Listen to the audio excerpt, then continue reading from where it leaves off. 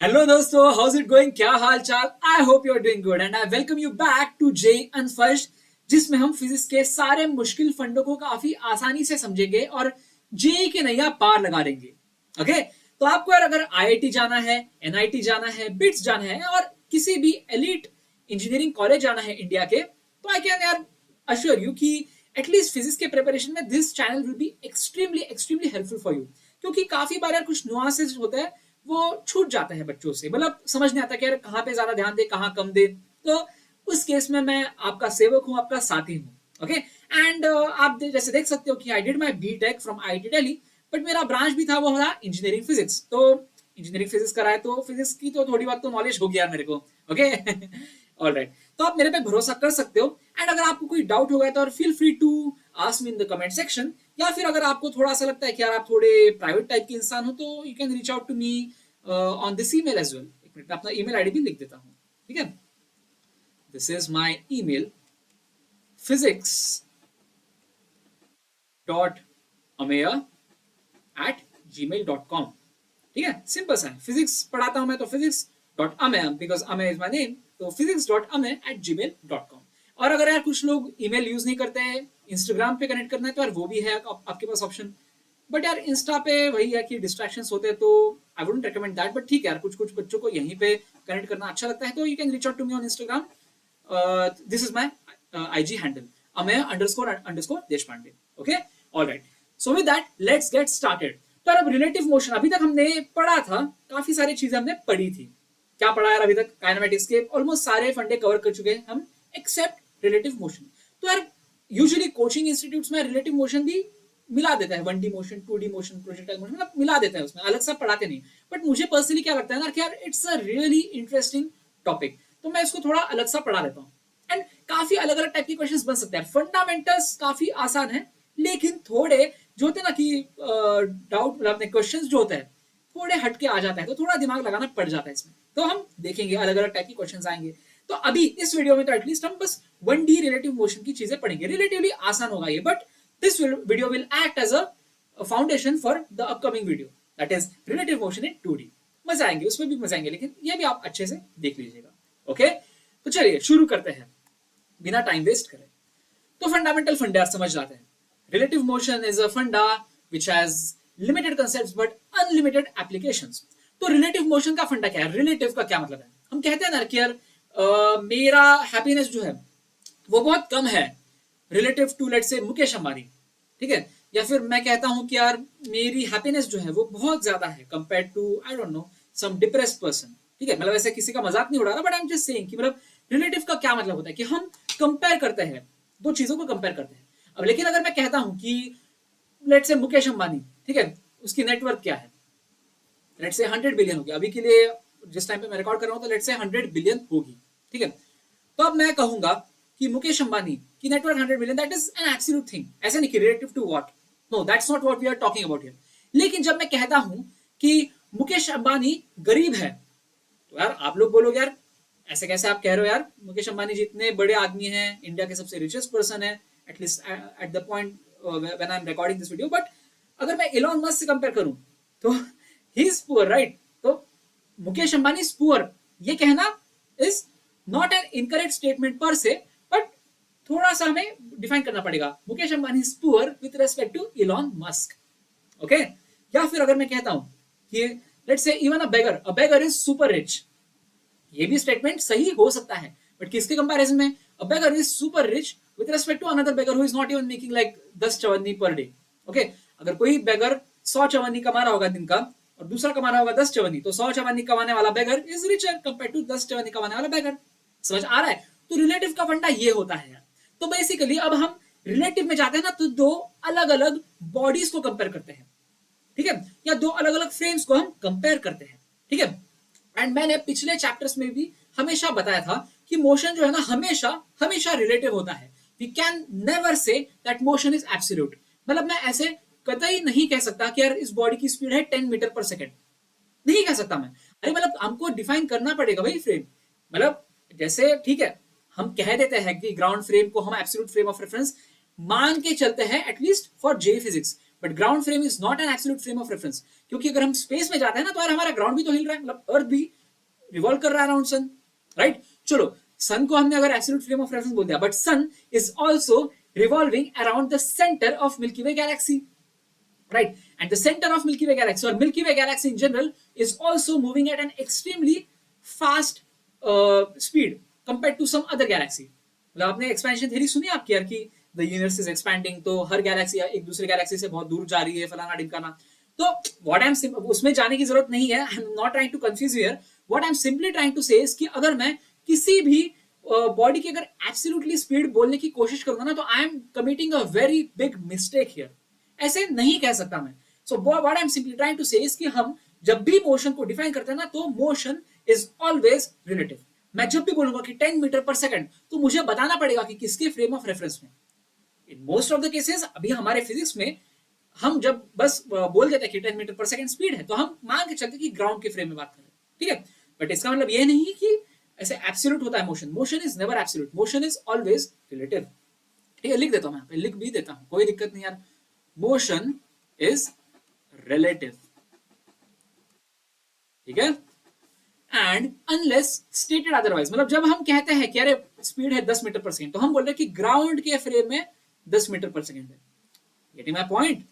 Okay, unless stated otherwise हम ground के frame से देख रहे हैं, ठीक है? Ground is our frame of reference, ठीक है? अनलेस स्टेटेड अदरवाइज का मतलब पता है ना कि जब तक हमको ऐसे बोलेंगे नहीं कि ग्राउंड नहीं है, तब तक हम ग्राउंड को अपना फ्रेम ऑफ रेफरेंस मानेंगे। समझ आ गया आपको? आसान है यार, very very simple. Okay, all right, सही है। बट अब हम आ चुके हैं रिलेटिव मोशन के रेल्म में।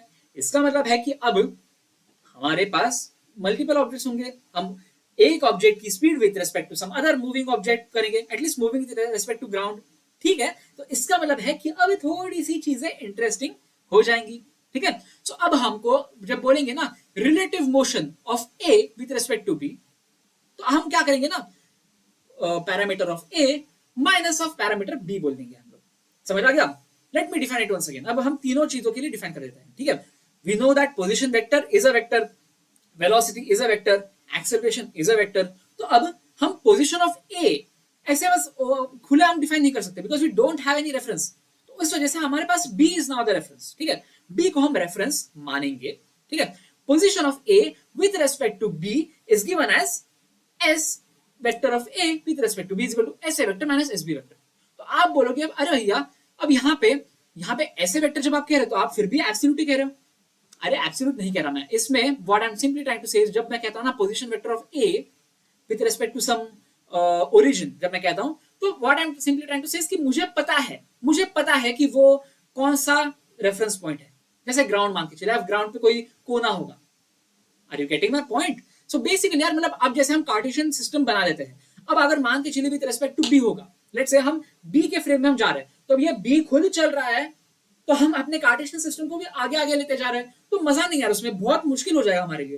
तो उस वजह से ना हम क्या करेंगे कि एक ग्राउंड पे किसी पॉइंट को एक डिफाइन कर देंगे, दैट इज आवर रेफरेंस, ठीक है? उसके रेफरेंस में, उसके फ्रेम ऑफ रेफरेंस में हम पोजीशन ऑफ ए निकालेंगे, position as in position vector of A निकालेंगे, एंड उसी फ्रेम से हम पोजीशन वेक्टर ऑफ बी निकालेंगे, and then position vector of A with respect to B हमें जब बोलना है, तो ऐसे vector minus S B vector हम लिख डालेंगे। समझ आया? लेट मी शो यू, ठीक है? अब मान के चलिए कि let's say we have a body A, ठीक है? ये है एक बॉडी। अब मुझे नहीं पता यार कि अभी ये पोजीशन क्या है इसकी, and let's say we have another body B, ठीक है?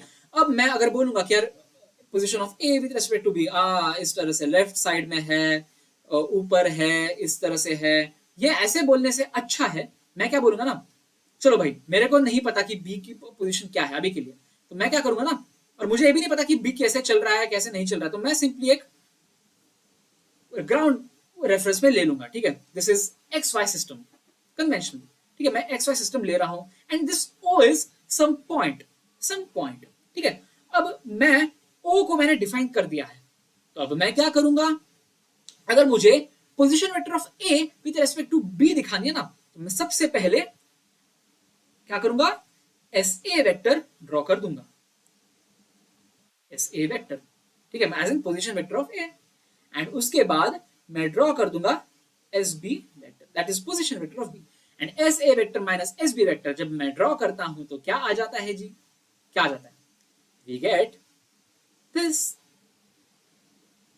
पता है ना आपको यार, S A vector minus S B vector, इससे ये आ जाता है, राइट, समझ आ रहा है आपको, so that means position of A with respect to B इस डायरेक्शन में, वही तो मैं कह रहा था पहले से, सो समझ आ रहा है आपको, अब आपको it's not ambiguous, there is no ambiguity involved here, मुझे बी का पोजीशन भी नहीं पता, ए का पोजीशन भी नहीं पता, एंड मुझे बी ए वेक्टर ड्रॉ करने में थोड़ा सा दिक्कत हो रहा था, लेकिन अब मुझे ओ ए वेक्टर में निकाल सकता हूं, एंड ओ बी वेक्टर भी मैं निकाल सकता हूं कार्टेशियन सिस्टम में, तो O A vector minus O B vector कर दूंगा तो मेरे पास बी वेक्टर आ रहा है ना आराम से, are you getting my point, it's very very simple यार, very very very simple, are you getting my point, चलो सही है, ओके, चलो अब ये हो गया, हम पोजीशन निकालते हैं तब की बात, अब velocity of A with respect to B करना है, अरे कुछ नहीं, कुछ भी नहीं, अब basically what I am simply saying here is कि अब मुझे position vector of A with respect to B का derivative with respect to time, as in position of A with respect to B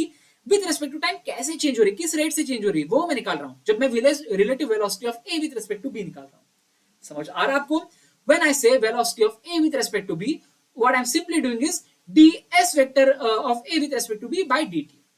Okay, let me show it here. Velocity of a with respect to b is nothing but d by dt of s vector of a with respect to b. इतनी सी बात है सनम, okay, and that means अब आप बोलिए d by dt of ये क्या है, s of a with respect to b, it is equal to sa vector minus sb vector, सही है या नहीं है, सही है, S A vector minus S B vector, अब D by D T of S A vector क्या है, V A vector, right, it is V A vector, and D by D T of S B vector क्या है, V B vector, so that means V of A with respect to B simply आ जाता है V A vector minus we B vector, simple as that, and then इसको अगर हम differentiate कर देंगे तो आ जाता है acceleration vector of A with respect to B, right, आसान है, very very simple, very very very simple, तो acceleration vector of A with respect to B, इससे हम बोल देंगे A of A vector minus A of B vector, acceleration of A vector minus acceleration of B vector, इससे आ जाता है relative acceleration of A with respect to B, ठीक है, हमने ये डिराइव किया है, बट हमें ये डेरिवेशन की जरूरत नहीं है एग्जाम में, बेसिक अगर इतना फंडा समझ आ गया कि हम वेक्टर फॉर्म में जब लिखते हैं V of A with respect to B, जब लिखते हैं A with respect to B, हम इस तरह से लिखते हैं इसको a स्लैश बी, एंड ये होता है अपने क्या कहते हैं उसको, सफिक्स ही कहते हैं ना इसको, सफिक्स नहीं यार, उसको क्या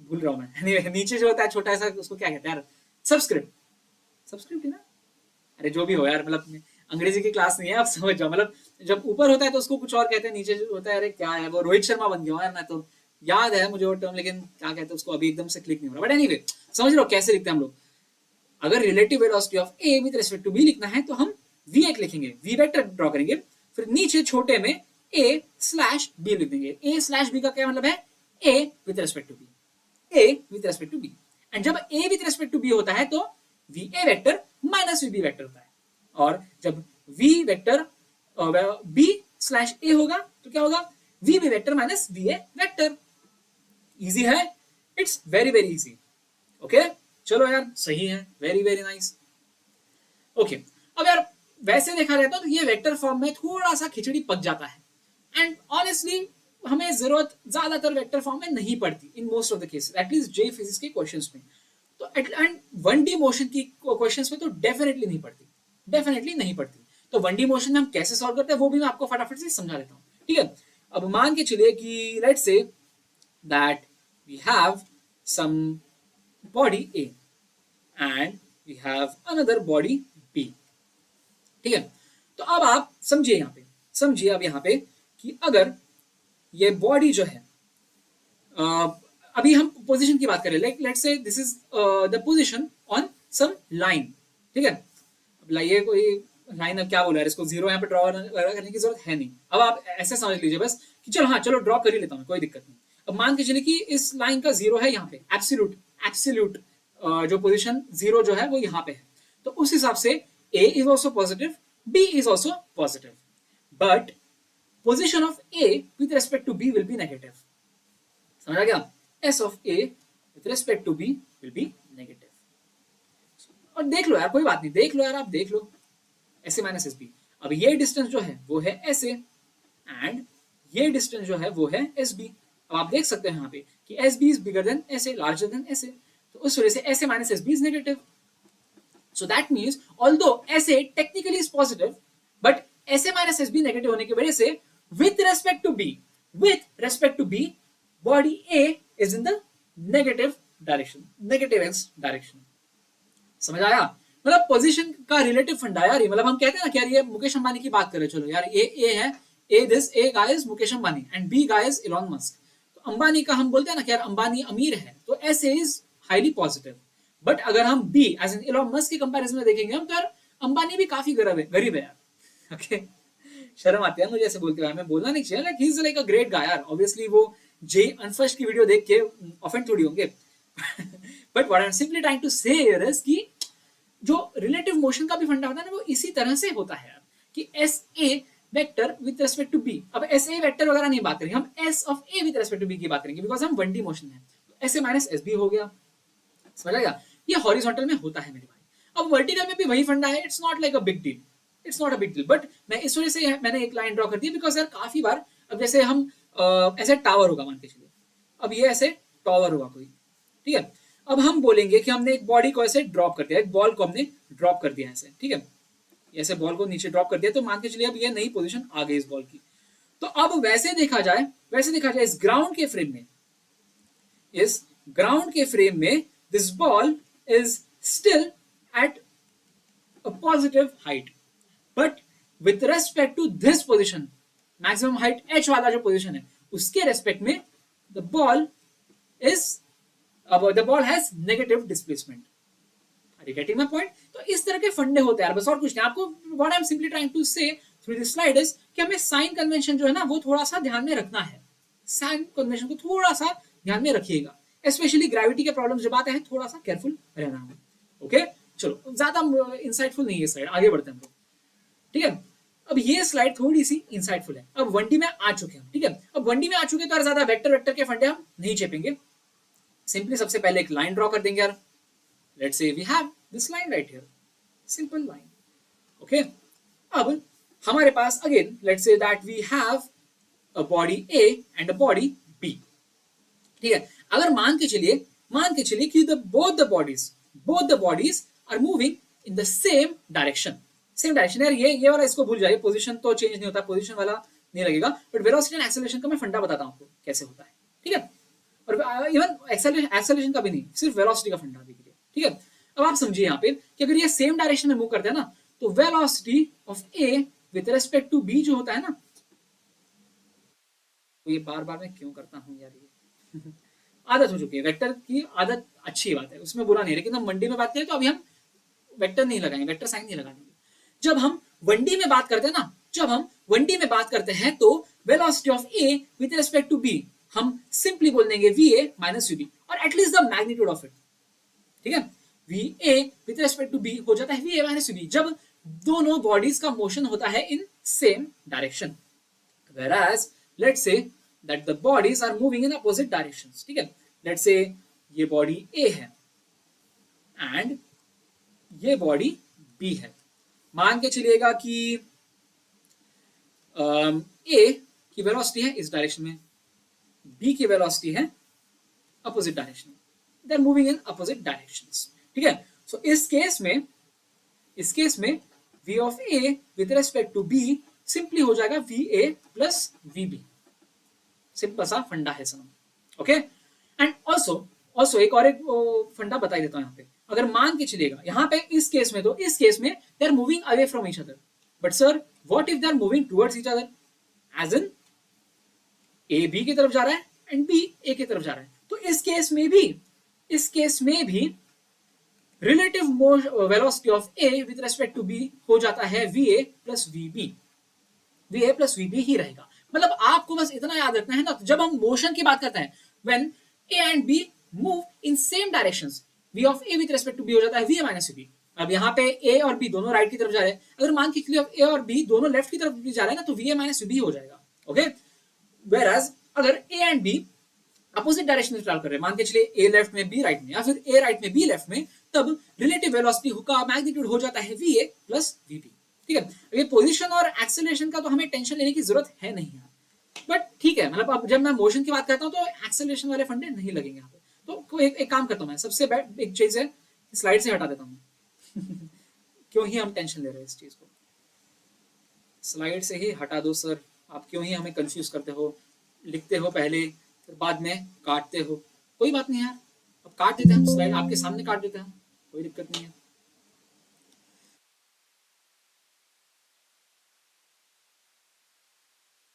इसको भी काट दो यार, ओके ठीक है। एंड इसका क्या था, ये काट दिया, ये काट दिया, ये काट दिया,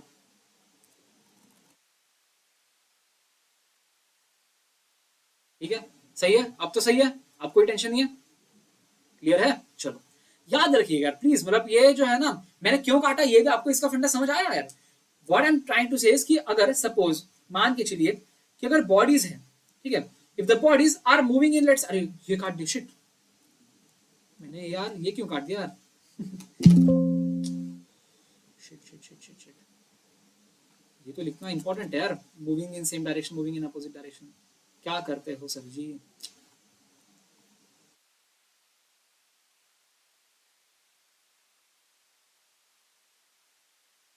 गलती से हो जाता है यार, क्या बोल, ठीक है, okay. And coming back to what I was trying to say here is कि अब मैंने पोजीशन एंड एक्सेलरेशन वाले जो चीजें मैंने क्यों काटी वो भी मैं आपको बता देता हूं। अब मान के चलिए कि let's say there is this body A and there is another body B, A जा रहा है लेट्स से टुवर्ड्स राइट एंड बी जा रहा है towards left, but the thing is velocity की डायरेक्शन एंड एक्सेलरेशन की डायरेक्शन हमेशा सेम नहीं होती, नहीं होती, नहीं होती। सो दैट्स वाई मान के चलिए कि हाइपोथेटिकली अगर ये वेलोसिटीज के डायरेक्शन है, ये है वेलोसिटी की डायरेक्शन, ठीक है, तो अब एक्सेलरेशन के डायरेक्शन जो है ना, मान के हाइपोथेटिकली मैं कह रहा हूं कि अगर ए का यही डायरेक्शन हो, there is a possibility that B का भी यही डायरेक्शन है, although the fact is at this instant velocity is in left direction, acceleration of b can be in the right direction even if the velocity is in left direction, and same goes for a as well। मतलब simply what I'm trying to say here is कि velocity का direction is not indicative of acceleration का direction। ठीक है, लिख देता हूं यहाँ पे, direction of velocity is not the same or does not indicate direction of acceleration, and that is why हमने वो चीजें काट दी है। अगर हम जब कहते हैं मूविंग इन अपोजिट डायरेक्शन तो ये velocity of A with respect to B A V A plus we B हो जाता है, and when in same direction V A minus V हो जाता है, बस वेलोसिटीज की होता है, एक्सेलरेशन के लिए नहीं होगा। ओके, अगर हाँ ऐसे कहते हैं हम लोग कि if the accelerations are in opposite directions तो हाँ हम ए प्लस ए बी बोल देते हैं, या फिर अगर यहाँ पे लिखा होता कि accelerations are of A and B are in the same direction तो ए माइनस ए बी लिख देते, बट यहाँ पे moving in the same direction लिखा है तो उस वजह से हम बस वेलोसिटी की यहाँ पे बात करेंगे। समझ आ गया आपको, ठीक है, समझ आ जाना चाहिए। दैट्स वाई हमने ये चीजें कर दी है, ये तो अपना बस फंडामेंटल जो है समझने के लिए लिखा हुआ है, आप ज्यादा कंफ्यूज मत होइए इस चीज से, ठीक है, समझ आ गया, ओके। इसको काट ही दो यार, आप कंफ्यूज तो नहीं होंगे इससे, चलो कोई बात नहीं, रख देते हैं, बट याद रहनी चाहिए ये चीज जो है, याद रहनी चाहिए। अगर आपको कंफ्यूज होता है कि यहाँ पे लिखा क्या है, आई नो कि काफी सारे बच्चे होंगे बस नोट्स देख के निकल जाते हैं आगे, ठीक है, तो देखिए वीडियोस को भी देखिए, तब समझ आएगा कि यार मैं यहाँ पे करने की क्या कोशिश करता है। वरना कुछ लोग बोलेंगे अरे सर ने ऐसे डायग्राम ड्रॉ करिए, भैया ने ऐसे डायग्राम ड्रॉ किए कि v का लेफ्ट डायरेक्शन में अगर वेलोसिटी होगा तो एक्सेलरेशन हमेशा राइट में होगा। अरे नहीं, एग्जांपल दे रहा हूँ वैसे यहाँ पे, ओके। चलो एक क्वेश्चन कराई देता हूँ मैं आपको इस पे। Two parallel tracks run north south, train A moves north with a speed of 54 km per hour and train B moves south with a speed of 90 km per hour. A monkey runs on the roof of train A with a velocity of 18 km per hour with respect to train A against its direction of motion. What is the relative velocity of B with respect to A? Relative velocity of ground with respect to B. Velocity of monkey with respect to ground. Velocity of monkey with respect to an observer in train B. ठीक है, हर अलग अलग type के इन्होंने permutations combinations कर दिए, निकाल लेंगे यार हम लोग, हमें डर थोड़ी है। ठीक है, अभी आप बताइए क्या फंडा है। चलो पटरी पहले बना लेते हैं यार, ये है पटरी, नॉर्थ साउथ है, नॉर्थ साउथ। तो अब ये ट्रेन ए जो है, अरे दो पटरियां बनानी पड़ेगी, एक मिनट, दो पटरियां बना लेते हैं। ट्रेन ए के लिए एक पटरी, ट्रेन बी के लिए एक पटरी, ठीक है। अब क्या बोला है, train A moves north with speed of 54 kilometre per our, ये ए है, तो ये जा रहा है ऊपर नॉर्थ की तरफ, आई मीन ऊपर एज इन नॉर्थ की तरफ 54 kilometre per hour, and train B moves south with speed of 90 kilometre per hour. ठीक है यार, वाह वाह वाह, अपोजिट डायरेक्शन, अपोजिट डायरेक्शन का फंडा है ये जी, समझ आ रहा है आपको। ऑल राइट, अब हमें क्या बोला है कि मंकी जो है वो ट्रेन ए पे चढ़ चुका है, और ये क्या कर रहा है, 18 किलोमीटर पर आवर की स्पीड से भाग रहा है विद रिस्पेक्ट टू ट्रेन ए। वाह वाह वाह, अब एक बंदर भी बनाना पड़ेगा यार, कोई बात नहीं। ये है बंदर, इसको कैसे बनाऊं यार, कहाँ पे बनाऊं मैं, चलो ऐसे ही कर लेता हूँ मैं। ये है ऐसे बंदर जो भाग रहा है ऐसे, बड़ी सी पूंछ इसकी, ठीक है। तो ये क्या कर रहा है, 18 kilometre per hour with respect to train A against its direction of motion. मतलब अब यहाँ पे समझिए आप, velocity of monkey with respect to A, velocity of monkey with respect to A नीचे की तरफ है 18 kmph और किलोमीटर पर आवर। समझ आ गया आपको यहाँ सारी चीजें, सब समझे, फिर से मैं बता देता हूँ आपको, ठीक है। ट्रेन ए की जो वेलोसिटी हम ए वी ए जो कह रहे हैं, as in velocity of A with respect to ground, यार जब रेस्पेक्ट टू ग्राउंड होता है तो हमें वी ए स्लैश जी लिखने की जरूरत नहीं, हम जब ग्राउंड के रेस्पेक्ट में होता है तो वी ए ही बोल देंगे, ठीक है।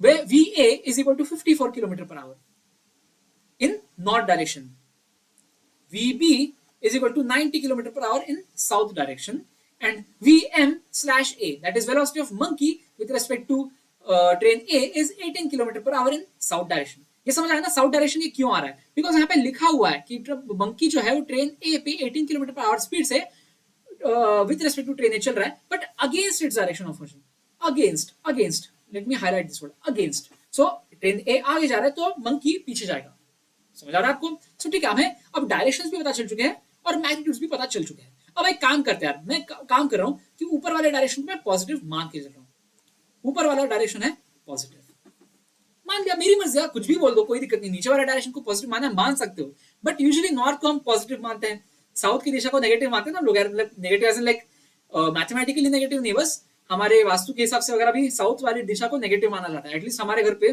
बोलते हैं कि यार पैर जो है साउथ डायरेक्शन में नहीं होने चाहिए, फिर भगवान का जो हम रखते हैं ना मूर्तियां वगैरह या फोटोज वगैरह जो रखते हैं, उनका जो फेस जो है साउथ फेसिंग नहीं होना चाहिए, समझ आ रहा है आप। तो चलो नेगेटिव बोल दिया हमने, साउथ को नेगेटिव वैल्यू दे दी, ठीक है। और आप लोग अगर चाइनीज टाइप के हो तो feel free, be my guest and assign positive value to south, ठीक है, क्योंकि साउथ में, सॉरी चाइनीज में साउथ डायरेक्शन को पॉजिटिव माना जाता है जितना मुझे पता है, it might be false, anyway हम क्यों जा रहे हैं चाइनीज कल्चर की न्यूआंसेस में दिस इज नॉट अ क्या anthropology class, this is a physics class, तो चाइनीज कल्चर गया तेल लेने, ओके ओके। तो अब आप बताइए मुझे, यहां से अगर विथ डायरेक्शन, अगर हम कहते हैं नॉर्थ डायरेक्शन हमने पॉजिटिव माना है, नॉर्थ डायरेक्शन इज पॉजिटिव, ठीक है, and this is 1D motion, तो अब हमारा चीज आसान हो गया है। तो that means velocity of A that is train हो जाता है 54 kilometre per hour, and velocity of train B अब क्या हो जाएगा, माइनस 90 किलोमीटर पर आवर, क्योंकि साउथ में जा रहा है, ओके। एंड वेलोसिटी ऑफ बंदर that is monkey with respect to A is minus 18 kilometre per hour, ठीक है। सारा डेटा आ चुका है, सारा कच्चा चिट्टा आ चुका है। अब आप बताइए मुझे कि हमें क्या क्या चीजें निकालनी है। ओहो, एक मिनट,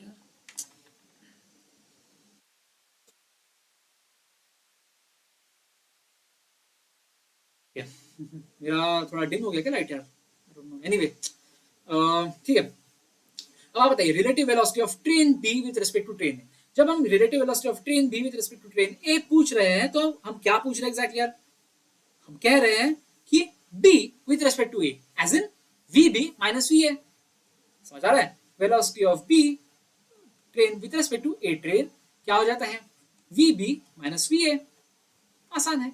तो ये क्या कर देंगे यार, वी बी क्या है माइनस 19, वी ए क्या है 54, तो डाल दो यार वैल्यूज, तो ये हो जाता है minus 90 minus 54 that is equal to minus 144 kilometre per hour, और -144 km/h बोलने से अच्छा है 144 km/h टुवर्ड्स साउथ। एंड यही तो हमारा ऑप्शन ए का आंसर है। सही है ना यार, सही निकाला हमने, एकदम परफेक्ट। ठीक है, ये सही हो चुका है, क्वेश्चन एक मतलब सॉल्व हो चुका है। अब सब क्वेश्चन बी सॉल्व करते हैं हम लोग। ठीक है, relative velocity of ground with respect to B, velocity of ground with respect to B हम क्या बोलेंगे, vg minus vb। And velocity of ground with respect to ground क्या होता है भाई, जीरो ही होता है, तो जीरो माइनस vb, तो this is equal to minus vb। आसान, वेरी वेरी सिंपल। अब vb क्या है, -90, तो माइनस vb क्या हो जाएगा, +90। +90 का क्या मतलब हो गया, 90 km/h टुवर्ड्स नॉर्थ। आसान, ओके। अब समझ आ रहा है ना यार, मुश्किल नहीं है, बहुत आसान है ये चीजें।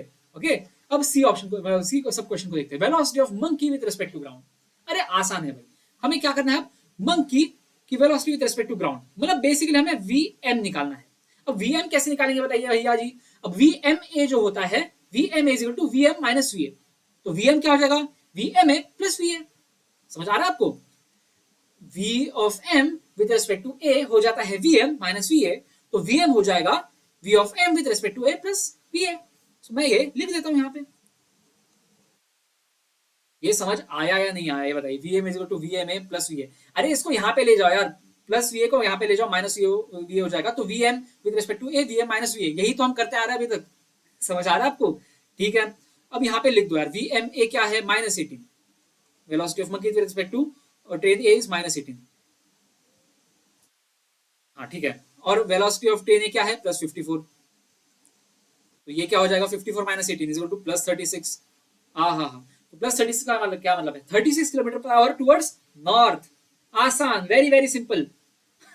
ओके, अब velocity of the monkey with respect to an observer in train B, अरे ये भी आसान है यार। अब मैं क्या करूं यार, स्पेस ही नहीं बची, कोई बात नहीं, यहाँ पे कर दूं क्या मैं, चलो यहाँ से मैं यहाँ पे आ जाता हूँ। ओके चलो, सब क्वेश्चन डी। अब इन्होंने monkey with respect to an observer in train B, as in monkey velocity of monkey with respect to train B पूछ रहे हैं। तो बेसिकली क्या करना है हमें, V M with respect to B, तो ये हो जाएगा V M minus we B. And V M क्या निकाला है भाई, हमने निकाला है ना, वी एम हमने निकाला है 36 km/h, तो यहाँ पे 36 डाल दो आप, +36 डाल दो यहाँ पे, ये हो गया +36। एंड वी बी क्या है यार, वी बी हमने यहाँ पे है, वी बी इज टू -90, तो V M minus we B हो जाएगा 36 माइनस ऑफ -90, माइनस ऑफ -90। अरे बस डेटा की वैल्यू डाल रहा हूँ मैं। वीएम हमने यहाँ पे सी में निकाला था, monkey with respect to ground, ये हमने वैल्यू निकाला था, तो ये 36 डाल दिया वीएम के जगह पे। एंड वीबी हमारे पास ऑलरेडी डेटा था -90 है, तो वीएम माइनस वी हो जाएगा 36 माइनस ऑफ -90, तो ये माइनस ऑफ -90 हो जाएगा +90, तो 90 + 36 ये हो जाएगा +126, that is 126 km/h towards north. समझ आ गया आपको। सो दैट मींस हमारा अब सब क्वेश्चन डी भी सॉल्व हो चुका है। इतने आसान सवाल होते हैं यार, हमने हर अलग अलग टाइप का परम्यूटेशन कॉम्बिनेशन कर दिया है इस क्वेश्चन में। तो समझ आ गया, 1D के क्वेश्चंस से ज्यादा आसान कुछ भी नहीं हो सकता, हो नहीं सकता। ओके, एक बार मैं टाइम देख लेता हूँ। ओके, है टाइम, काफी टाइम है। ऑलराइट, बढ़ते हैं आगे। अरे एक मिनट, रिकॉर्डिंग चल रही है ना, हाँ ठीक है, डर गया भाई मैं थोड़ी देर के लिए, मुझे लगा रिकॉर्डिंग बंद हो गई है। ओके, अब relative motion under gravity. Under the influence of gravity, the relative motion between the two bodies happens with a uniform velocity. Very very important है, ठीक है। मैं एक काम करता हूँ, यहाँ पे इसको, इसकी इंपॉर्टेंस को हाईलाइट करने के लिए यहाँ पे एक ये लगा के, हैशटैग लगा के IMP कर देता हूँ मैं। वेरी वेरी इंपॉर्टेंट, ठीक है। समझे, फिर से पढ़ते हैं हम लोग, एक साथ पढ़ते इसको।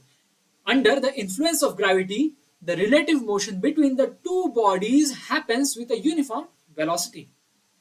समझिए इस बात को।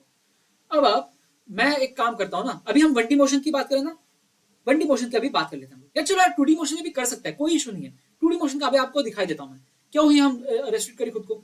हमने वेक्टर फॉर्म में काइनेमेटिक इक्वेशंस पढ़ी है ना हमने यार, पढ़ी है हमने, ठीक है। तो अब आप बताइए क्या होता है, मान के चलिए फॉर बॉडी ए जिसकी वेलोसिटी है with v is equal to va vector and body b जिसका वेलोसिटी है vb वेक्टर। ठीक है, अब ये जनरल वैल्यूज में कह रहा हूं, तो अब आप मुझे एक बात बताइए कि वी ए वेक्टर को अगर मुझे जनरलाइज फॉर्म में लिखना है तो मैं कैसे, मतलब कैनेडिक इक्वेशन के फॉर्म में कैसे लिखता हूं, हमें बताइए। U A vector plus G vector times T, याद है ना, U A vector is initial velocity vector of A, ठीक है। एंड सिमिलरली वी बी हो जाता है U B vector plus G vector T, ठीक है। And we know that U A vector and U B vector are constants and G vector is also constant. तो आप मुझे एक बात बताइए, हमने अभी तक क्या पढ़ा है, रिलेटिव वेलोसिटी निकालने के लिए हम क्या करते आ रहे थे। रिलेटिव वेलोसिटी निकालने के लिए of A with respect to B, इसको हम कहते हैं v of a with respect to b, and हम वेक्टर्स की बात करें तो v a vector with respect to b, ठीक है। तो ये हो जाएगा v a vector minus v b vector, सही बात है। एंड अब आप मुझे एक बात बताइए, ये इक्वेशन, ये इक्वेशन और ये इक्वेशन, इन तीनों को यूज कर लीजिए, मतलब v a की जगह, v a वेक्टर की जगह पे डाल दीजिए ये, v b वेक्टर की जगह पे डाल दीजिए ये, तो क्या हो जाएगा बताइए जी फटाफट।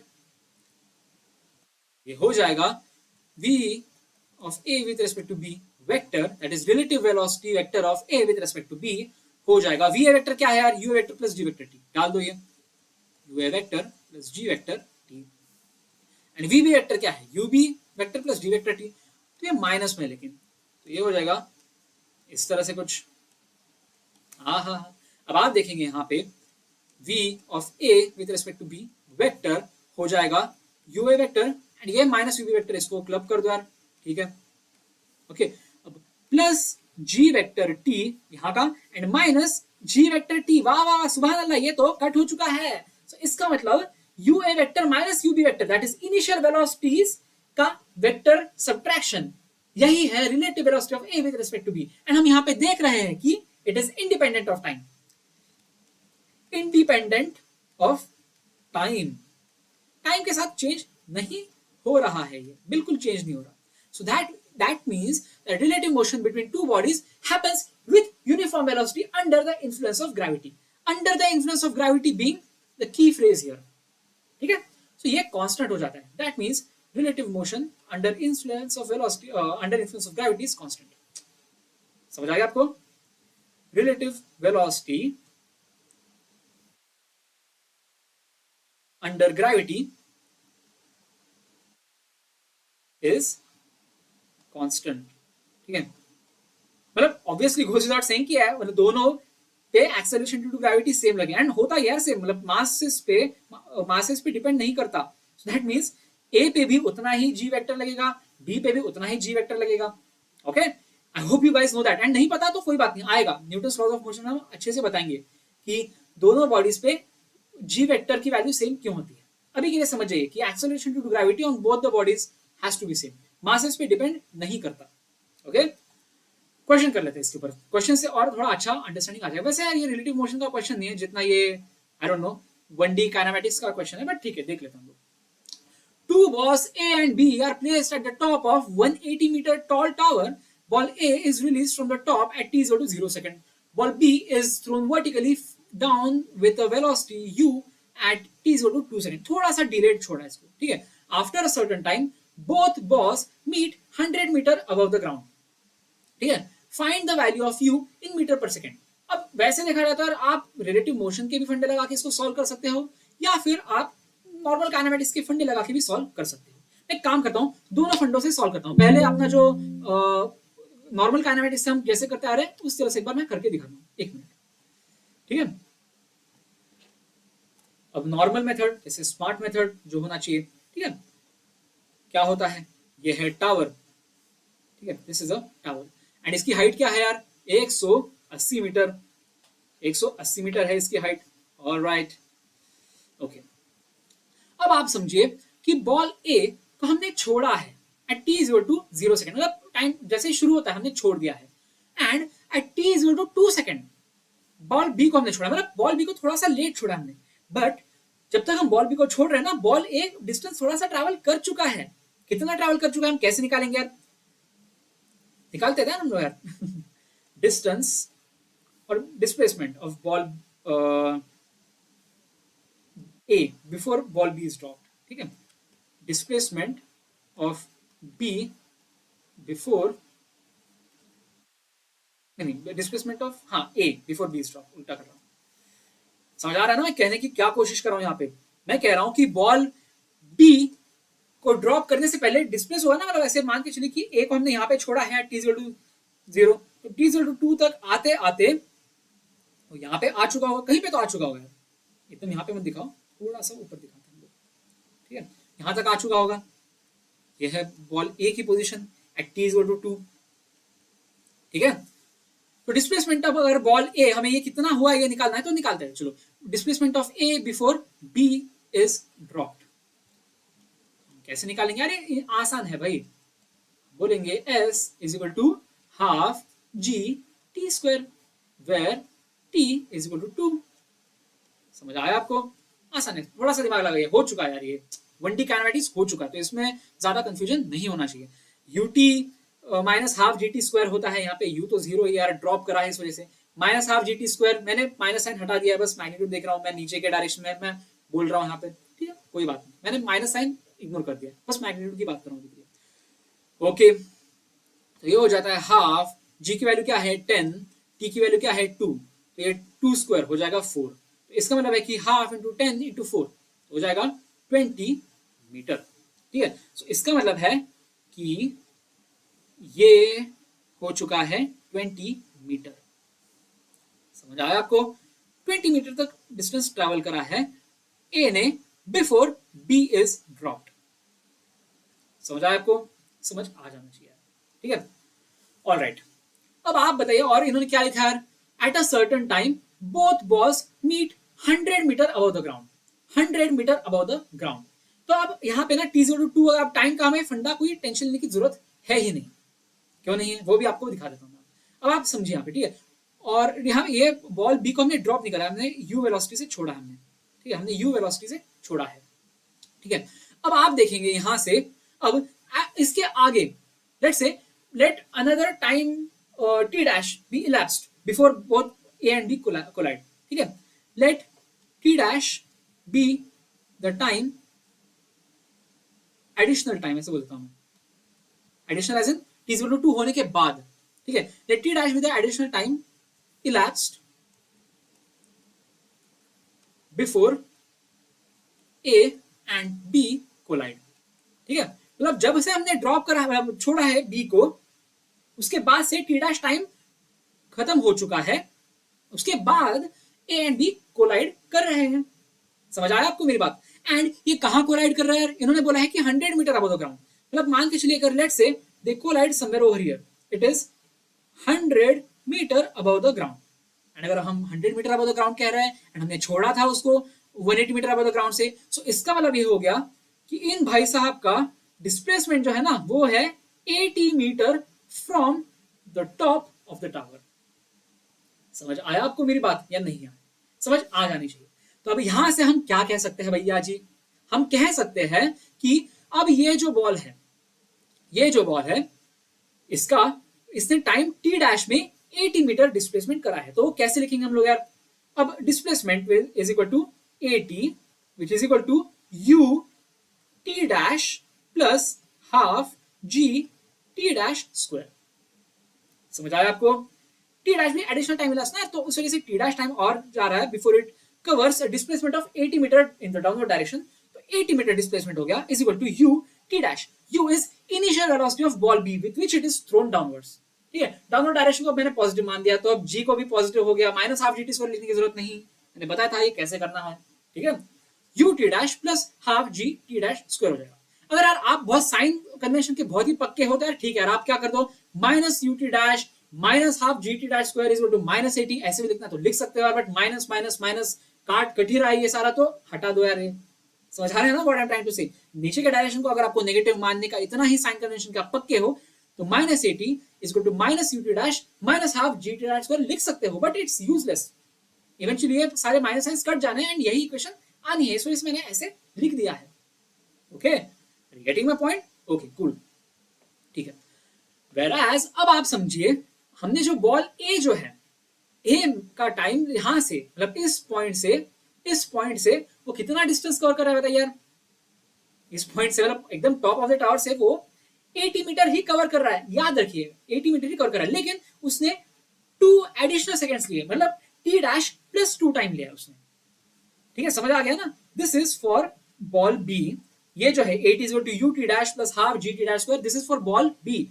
बट फॉर बॉल ए के लिए उतना ही डिस्प्लेसमेंट है, लेकिन इनिशियल वेलोसिटी है 0 plus half g t dash plus 2 square, T dash plus 2 square. समझ आ गया क्यों? क्योंकि वो 2 सेकंड्स उसने एडिशनल ले लिया ना यार भाई मेरे, समझ आ रहा है ना? ये 2 सेकंड 20 मीटर कवर करने के लिए एंड बाकी का 60 मीटर कवर करने के लिए टी डैश टाइम, तो टी डैश प्लस 2 टाइम में उसने 80 मीटर डिस्प्लेसमेंट करा है। This is for a.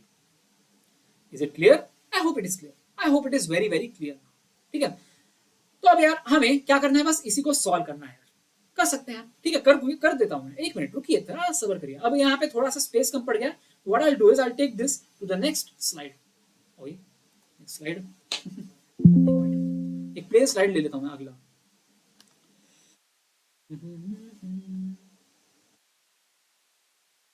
कुछ हटा दो, पूरा प्ले नहीं कर दिया मैंने, क्यों ही हम अपना स्पेस वेस्ट करें, राइट? ठीक है, अब आप बताइए यहाँ पे क्या था? 8 इज इक्वल टू हाफ, ये वैसे प्लस साइन है बाद में, अगर आपको नहीं समझ आ रहा तो ये ऐसे इस तरह से, ठीक है।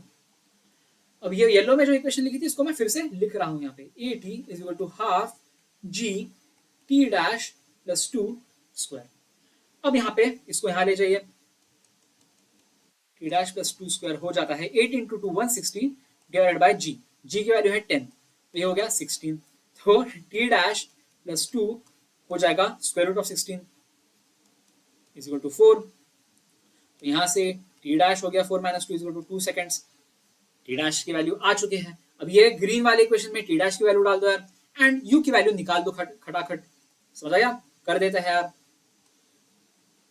तो ये क्या था, a t is equal to u, अब टी डैश की वैल्यू क्या है? टी डैश की वैल्यू है 2, ओके, प्लस हाफ, अब जी की वैल्यू भी डालो यार 10, एंड टी डैश की वैल्यू क्या हमने बोला फिर से 2 स्क्वायर। वाह वाह वाह, इतना आसान। अब इसको सॉल्व कर दो यार, a t is equal to 2u plus 10 into 4 by 2, 10 into 4 by 2 कितना हो गया? 20।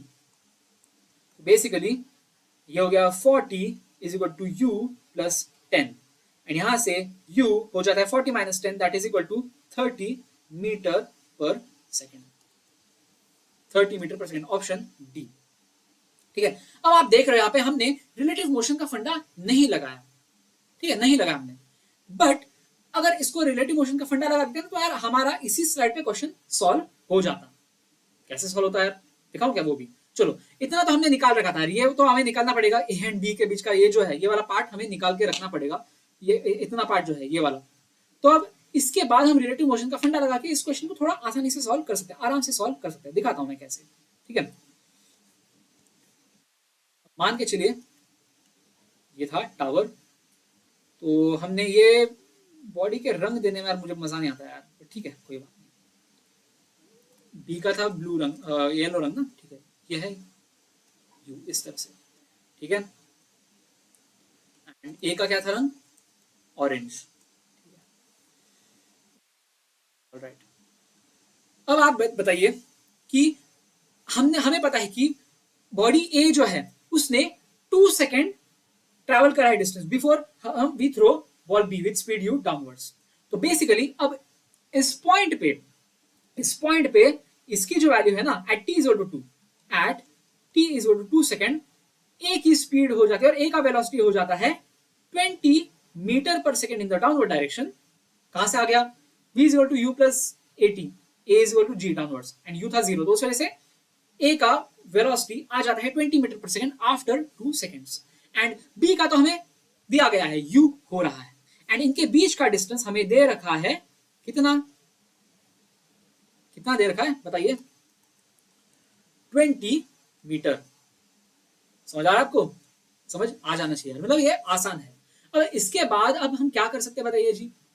हमारे पास क्या दे रखा है? हमारे पास इतना दे रखा है कि the bodies meet 100 metre above the ground. अगर 100 metre above the ground eventually collide करे, वैसे देखा है तो like the funny thing is eventually हमें काइनेमेटिक इक्वेशन लगानी पड़ेगी, ये वाली काइनेमेटिक इक्वेशन लगानी पड़ेगी। मैंने क्यों ही करा यार इतना सारा मेहनत, खुदा जाने। ठीक है, वैसे देखा है ये रिलेटिव मोशन का क्वेश्चन है नहीं, इससे ये प्रूव हो जाता है। आई एम रियली सॉरी, ये रिलेटिव मोशन का क्वेश्चन है ही नहीं वैसे देखा है तो। इट डजंट हेल्प, मतलब इवेंचुअली आपको उतने ही स्टेप्स लगेंगे, उतने ही आपको स्टेप्स लगेंगे। मतलब what I am simply trying to say कि अगर आपको इवेंचुअली जिस पॉइंट पे कोलाइड कर रहे हैं हमें वो दिखाना है, तो रिलेटिव मोशन का फंडा बचता नहीं है।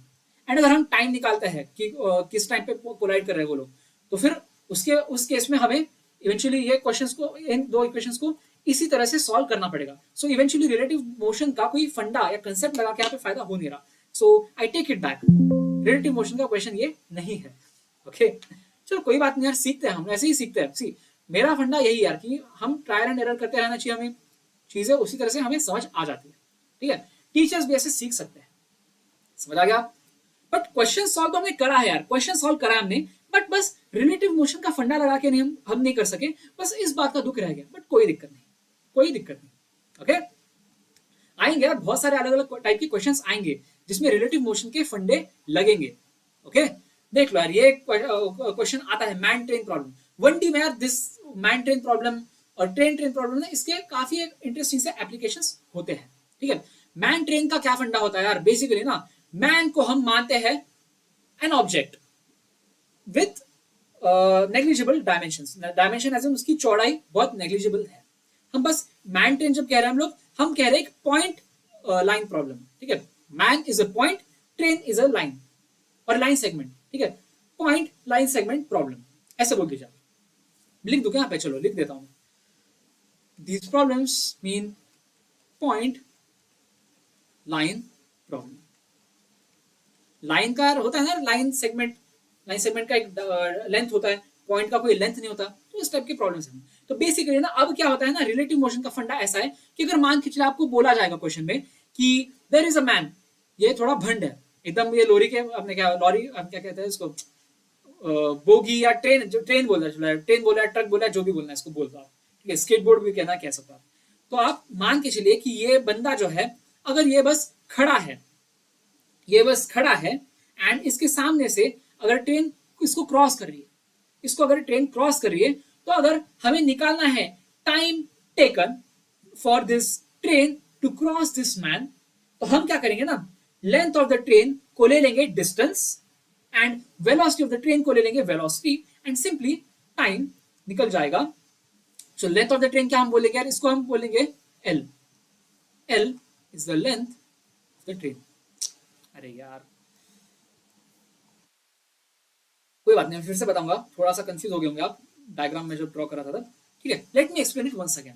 ठीक है, there is a train of length L and there is a man standing, मतलब लेंथ, मतलब मैन का लेंथ डिफाइन नहीं होता इस तरह से। ठीक है, मैन का चौड़ाई is negligible compared to the length of the train. Length है ट्रेन तो 100 मीटर वगैरह तक की होती है यार, मैन का डायमेंशन क्या है उसके सामने, तुच्छ है। तो ठीक है, तो हमें पास ऐसे क्वेश्चंस आ सकते हैं कि अगर एक मैन हो, या फिर एक पोल हो, या फिर एक लैंप पोस्ट हो, या फिर एक आई डोंट नो एक पोजीशन हो, एक घर हो, एक स्टेशन हो, कुछ भी हम बोलेंगे। ठीक है, ये ऐसे खड़ा होगा, तो the time taken by the train which is travelling with velocity से vt, ठीक है, vt से ट्रैवल कर रही है ट्रेन, तो उसको इस मैन को या इस पोस्ट को या इस पॉइंट को क्रॉस करने में कितना टाइम लगेगा, ये निकालते हैं हम इस तरह से।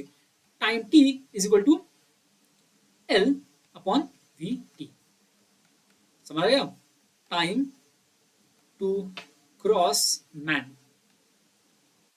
आ रहा आपको, आसान है, वेरी वेरी सिंपल, ज्यादा कंफ्यूज मत होइए इसमें। ये वाले पार्ट में तो एटलीस्ट कंफ्यूज मत होइए। कंफ्यूजन तब आना चाहिए जब ये जो मैन है ना वो खुद भी चलना शुरू कर दे। ओके, अरे उसमें भी कंफ्यूजन नहीं, वो भी आसान ही है, मैं उसको आपको डराने की कोशिश नहीं कर रहा। But what I am simply trying to say ना, जो ये इस पॉइंट को क्रॉस करने वाला ऐसा आपको क्वेश्चन आता है, तब आपको समझना है कि टाइम टेकन टू क्रॉस जो होता है हम इस तरह से डिफाइन करते हैं, length of the train divided by velocity of train. समझ आ गया, मतलब बंदे का कोई काम ही नहीं है यहाँ पे इस वाले पार्ट में, ये बस एक पॉइंट की तरह एक्ट कर रहा है। ये क्यों हो रहा है आप थोड़ा समझिए इस नुआंस को, कि मतलब ये बंदा जो है यहाँ पे खड़ा है, अपने शांति से खड़ा है वो। ठीक है, अब ये ट्रेन जो है झुक झुक झुक झुक रेलगाड़ी ऐसे आ गई, और इसको ऐसे जब ये पूरा लेंथ जो है, मतलब अगर इसका स्टार्टिंग पॉइंट जब ये इस बंदे को क्रॉस करना शुरू कर देता है, तब हमारा टाइम हम काउंट करना स्टार्ट करते हैं। एंड जब एंडिंग वाला पॉइंट है, ये वाला जो एंड पॉइंट है, जब ये बंदे को पूरी तरह से क्रॉस कर देता है, तब हमारा टाइम खत्म होता है। सो दैट मीन्स ये पूरा लेंथ यहां से लेके यहां तक आप देख सकते हो यार, आप देख सकते हो इसको, आप ऐसे देख सकते हो, ये यहां से लेंथ शुरू हो चुका है, ये ट्रेन ऐसे चलना शुरू कर दी, पूरा जो लेंथ यहां तक, ये वाला पार्ट जो है, ये वाला पार्ट ऐसे आगे आते यहां तक आ गया, तब हम कहते हैं कि length equal to the length of the train, इतना डिस्टेंस उसने कवर कर दिया। समझ आ गया? So that means the distance travelled is L and velocity with which the distance travelled is vt। तो l by vt gives the time taken to cross the man, simple as that, very very simple. लेकिन अगर man की velocity हो, आहा, as in word में दिखाता हूं, आपको दिखाता हूं। अब क्या था यार, length of the train is again L, L तो एल ही है, ठीक है, एंड वेलोसिटी ऑफ ट्रेन तो vt ही है, ट्रेन अभी भी vt से ही चल रही है। लेकिन अब मैन जो है ना, मैन भी चल रहा है, ठीक है, ओके।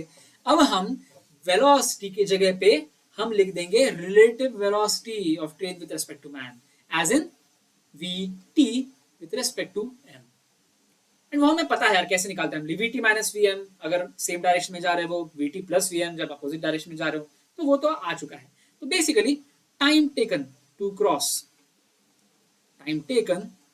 क्रॉस हो जाता है कितना, l upon vt of m। मतलब पहले वाले क्वेश्चन में l अपॉन vt था बस, अब इस वाले कंसेप्ट में हम l upon vt with respect to m कर देंगे।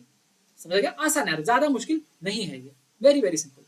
एंड गोज विदाउट सेइंग, आप समझिए ना इस बात को यार, कि अगर मान के चलिए बंदा, मतलब ये मैन जो है और ट्रेन जो है वो दोनों सेम डायरेक्शन में दौड़ेंगे, तो हम इमेजिन कर सकते हैं कि यार ये जो कैचअप को है, ट्रेन को कैचअप करने के लिए और एडिशनल डिस्टेंस ट्रैवल करना पड़ेगा। मतलब ये जो भाई है ये थोड़ा आगे शिफ्ट हो चुका है, ये थोड़ा आगे शिफ्ट हो जाएगा, एंड दैट्स व्हाई अब ट्रेन को एल तो डिस्टेंस ट्रैवल करना पड़ेगा, लेकिन ये जो डिस्टेंस है थोड़ा सा जो आगे जा चुका है एल डैश, वो भी ट्रैवल करना पड़ेगा, एंड दैट्स व्हाई टाइम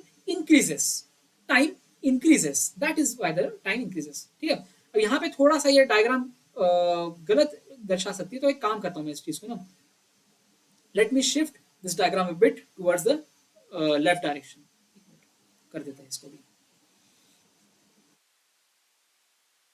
तो समझ आ रहा है ना आपको मैं क्या कहने की कोशिश कर रहा हूँ? मतलब ये जो चीज है, ये जो चीज है ना, इन दोनों को थोड़ा सा आगे शिफ्ट करना पड़ेगा। ओ भाई, इसके पैर कहाँ चले गए? वो अब सभी एक साथ आएंगे, सबका साथ सबका बस। अरे भाई, इसका मुंडी क्यों जा रहा है यार? क्या समझ आ गया? मतलब what I am trying to say is कि अब यहाँ पे इस वाले क्वेश्चन में बंदा अपनी जगह पे था ना, तो ये पोजीशन सही है, लेकिन अब ये बंदा जो है थोड़ा आगे जा चुका है ना, तो उस वजह से हमें इसका थोड़ा आगे वाला डिस्प्लेसमेंट दिखाना पड़ेगा ना, ये जो भी है एल डैश, बोल दो ये एल डैश डिस्टेंस है, ठीक है। एंड उस वजह से अब हमारा जो है ना टाइम टेकन जो है, अगर हमें ट्रेन के रेस्पेक्ट में बस बोलना है, हमें अगर बस ट्रेन के रेस्पेक्ट में बोलना है ना, तो मैं इसको ऐसे भी लिख सकता हूं, L plus L dash upon v T. समझ आ रहा? अगर ये एल डैश डिस्टेंस है, मतलब मैन का जो डिस्प्लेसमेंट है वो है एल डैश, तो एल प्लस एल डैश इतना डिस्टेंस ट्रेवल कर दिया, एंड ट्रेन क्या बोलते हैं, इतने ट्रेन को यहां से यहां तक का डिस्टेंस ट्रेवल करना पड़ेगा to make sure that it has overtaken this man. समझ आ रहा है? So L plus L dash upon v t, इस तरह से हम निकाल सकते हैं टाइम टेकन टू क्रॉस। और अगर हमें एल डैश नहीं निकालना, हमें अपने कष्ट थोड़े कम करने हैं, तो हम मैन के रेस्पेक्ट में आ सकते हैं हम लोग यार, तो हम v of t with respect to man कर देंगे, एंड सिंपली l डिस्टेंस ले लेंगे। Any approach is fine. तो बेसिकली आपको बस इतना याद रखना है कि l upon v t with respect to m is equal to l plus L dash upon v t, where l dash is the distance covered by the man और displacement of the man. मजा आ गया आपको? समझ आ जाना चाहिए, okay. And वही अगर मैन उल्टे डायरेक्शन में जा रहा है, तो l minus L dash upon v T. समझ आ गया आपको? वो लिखने की जरूरत है नहीं, समझ आ चुका है, ठीक है। चलो, अब ये आता है ट्रेन प्रॉब्लम। ये थोड़ा सा मुश्किल हो जा रहा है समझने में, थोड़ा सा समझने में दिक्कत आ जाती है। क्यों आती है वो भी मैं आपको समझा देता हूं, ठीक है। अब आप समझिए यहाँ पे कि अगर एक ट्रेन होगी, अगर एक बंदा होता है बस, तो हम बंदे का मतलब डायमेंशन हम कंसिडर नहीं करें, लेकिन अब ट्रेन भी जो है, दूसरा जो बॉडी है, उसका भी डायमेंशन आ चुका है, सो दैट मीन्स ना, अब आप समझिए इस चीज को थोड़ा सा अच्छे से समझिए। अब ए भी यहाँ पे जा रहा है, टी भी चलो मान के चलिए कि ऐसे जा रहा है, मान के चलिए, या फिर छोड़ो उल्टे डायरेक्शन, उसी डायरेक्शन में दिखा दो, कोई दिक्कत नहीं। वेलोसिटी ऑफ बी भी उसी डायरेक्शन में दिखा दो जो ए की डायरेक्शन है, कोई दिक्कत नहीं, ठीक है।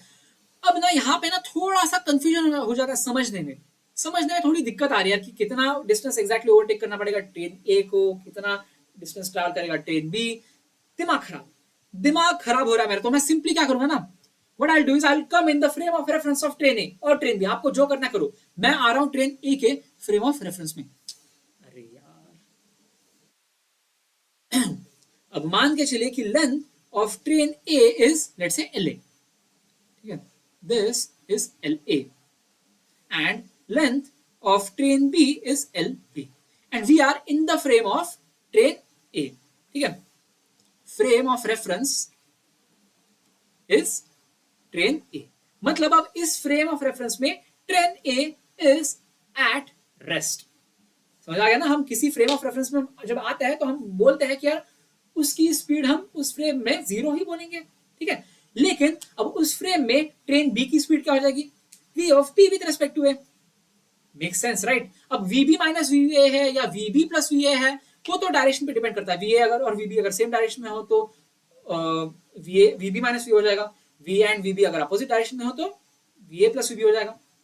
अभी टेंशन नहीं लेना, अभी हम जनरलाइज फॉर्म में बोलेंगे vb with respect to a, यही है हमारा relative velocity of train b with respect to a। समझ आया, ट्रेन ए रेस्ट में है, ट्रेन बी ने अब ओवरटेक करना शुरू कर दिया है, इस पॉइंट से ओवरटेक करना शुरू कर दिया है, यहां से टाइम हो गया शुरू, tick tock tick tock tick tock शुरू कर दो, tick tock tick tock tick tock शुरू कर दो, ठीक है। एंड बंद कब करेंगे, बंद तब करेंगे जब ट्रेन बी का पिछवाड़ा जो है ट्रेन ए के इस पॉइंट को ओवरटेक कर देगा। समझ आ गया। अब ट्रेन ए के फ्रेम में देखिए, ट्रेन ए रेस्ट में है, अब ये वाला पॉइंट है जो येलो वाला, उसने कितना डिस्टेंस ट्रेवल कर दिया यार, ट्रेन ए का जो ट्रेन बी का येलो वाला पार्ट जो है, ये वाला पार्ट, वो देखिए कितना डिस्टेंस ट्रेवल किया इसने, ट्रेन ए के लेंथ का डिस्टेंस ट्रेवल कर दिया, इसने ट्रेन ए के लेंथ का डिस्टेंस ट्रेवल कर दिया एंड ट्रेन बी के लेंथ का भी डिस्टेंस ट्रेवल कर दिया। देख सकते हो ना यार, यहां से शुरू हो गया एंड यहां पे एंड हो चुका है, मतलब इतना डिस्टेंस इसने ट्रैवल करा है, which is equal to length of train A plus length of train B. So इसका मतलब है यहाँ पे ट्रेन प्रॉब्लम है ना, distance covered by a point of reference हम बोलेंगे sum of the length of trains, and velocity वही हम बोलेंगे, रिलेटिव वेलोसिटी का फंडा लगा देंगे हम लोग, and that means time taken यहाँ पे हो जाता है, टाइम टेकन टू ओवरटेक बोलना चाहिए ना, टाइम टेकन टू ओवरटेक कितना हो जाता है, ये हो जाता है लेंथ अपन रिलेटिव वेलोसिटी बोलते हैं ना, बट यहां पे लेंथ है LA plus LB, length of train A plus length of train B। समझ आ रहा है आपको यार या नहीं आ रहा, आई होप समझ आ रहा होगा आपको। Length of train A plus length of train B upon relative velocity of B with respect to A, and इससे हमारा आ जाता है time taken by train B to overtake train A at time taken by train A to overtake train B। A कोई भी किसी को overtake कर दे, खत्म ना बात यार, ठीक है। समझ आ गया, LA plus LB upon magnitude of VB with respect to A। Very very simple, very simple, ठीक है, डरना नहीं सनम, बस इतना याद रखना है कि जब मैन ट्रेन प्रॉब्लम होता है, पॉइंट एंड लाइन प्रॉब्लम होता है, ठीक है, मैन का मतलब है कि स्पीड पोस्ट, कोई खंबा, कोई लाइट पोस्ट, स्पीड पोस्ट नहीं सॉरी लाइट पोस्ट कहना चाहता था मैं कोई खंबा, कोई पोल, कोई फ्लैग पोस्ट, कुछ भी, मतलब एक लीनियर ऑब्जेक्ट, मतलब एक छोटा सा एक पॉइंट सोर्स, ठीक है, which is not aligned in the direction of the length of the train, ठीक है। इस केस में हम क्या करते हैं, length of train upon relative velocity, वेराज जब ट्रेन होगा जब लेंथ एंड लेंथ होगा तब हम दोनों लेंथ को एड अप कर देंगे अपॉन रिलेटिव वेलोसिटी। इतना सा फंडा है, बस इतना सा फंडा है, हो जाएगा। इसके क्वेश्चन सॉल्व हो जाएंगे, करते हैं, ठीक है। एंड रिवरमैन प्रॉब्लम्स भी हम देख लेते हैं 1D में। 2D के रिवरमैन प्रॉब्लम्स तो काफी इंटरेस्टिंग है, लेकिन अभी 1D के हम देख लेते हैं हम लोग, ठीक है। कुछ नहीं होता है इसमें। बेसिकली ना ऐसे एक नदी है, मान के चलिए, ठीक है, यह है हमारी एक नदी, ठीक है। अब हम 1D में बात कर रहे हैं हम लोग, तो हम बस ऐसे बोलेंगे कि लेट से ये एक पॉइंट है ए एंड ये एक पॉइंट है बी, या चलो आई एफ बोल देते हैं। ये है फाइनल पोजीशन पॉइंट, ये है initial point is indicated by I, ठीक है, आई एफ। तो अब हमें मान के चलते हैं कि रिवर का जो फ्लो है ना वो इस डायरेक्शन में है। Velocity of river with respect to ground वे we are the negative direction. अब हमको ये दिया गया हो कि velocity of man in water, मतलब किस वेलोसिटी से वो तैर सकता है। जब हम कहते हैं ना तो हम कहते हैं velocity of man with respect to river, it is not velocity of man with respect to ground, ठीक है। जब हम कहते हैं, लिखता हूं मैं, ठीक है,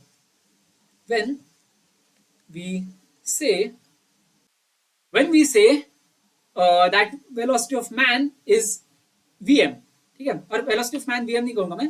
when we say that man, क्या कर रहा हूं मैं, एक minute, when we say that man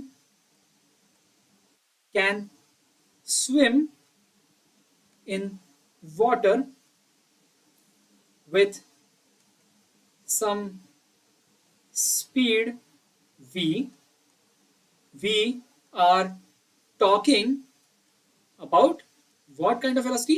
We are talking about velocity of man with respect to river, ठीक है।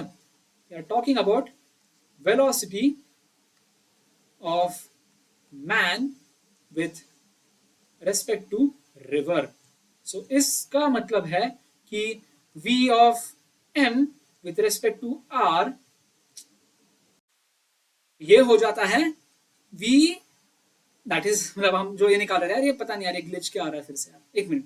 v of m with respect to r, यही है v की वैल्यू, ठीक है। सो बेसिकली जब हम v कहते हैं यहाँ पे, मान के चलिए हम बोलते हैं कि यार ये आगे की तरफ v से तैर रहा है वो, ठीक है।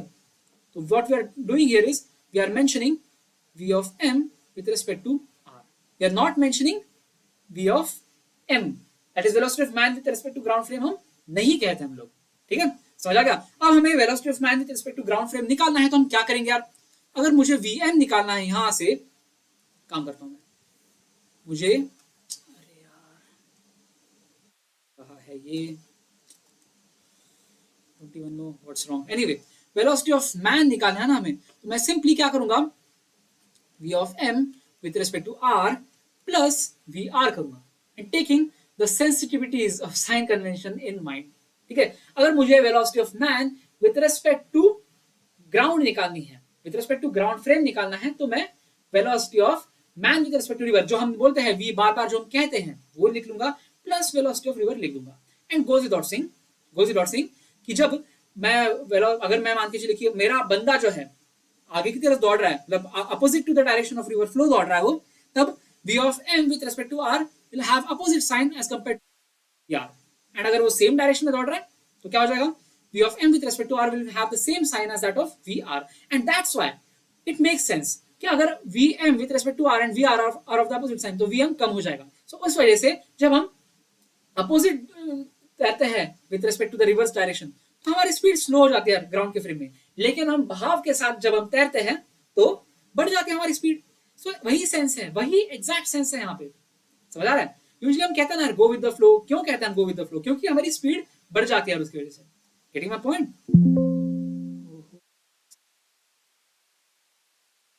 ओवरराइट ही नहीं हुआ यार ये, कोई बात नहीं, आपको दिख तो रहा था ना यार क्या हुआ है, पता नहीं यार, चलो कोई बात नहीं, फिर से लिख देंगे हम लोग, we have all the time in the world. क्या लिखा था हमने, ठीक है, ये एक लिखा था v of m with respect to r, ये लिखा था मैंने, और क्या लिखा था कि हमें निकालना क्या था, velocity of man in ground frame,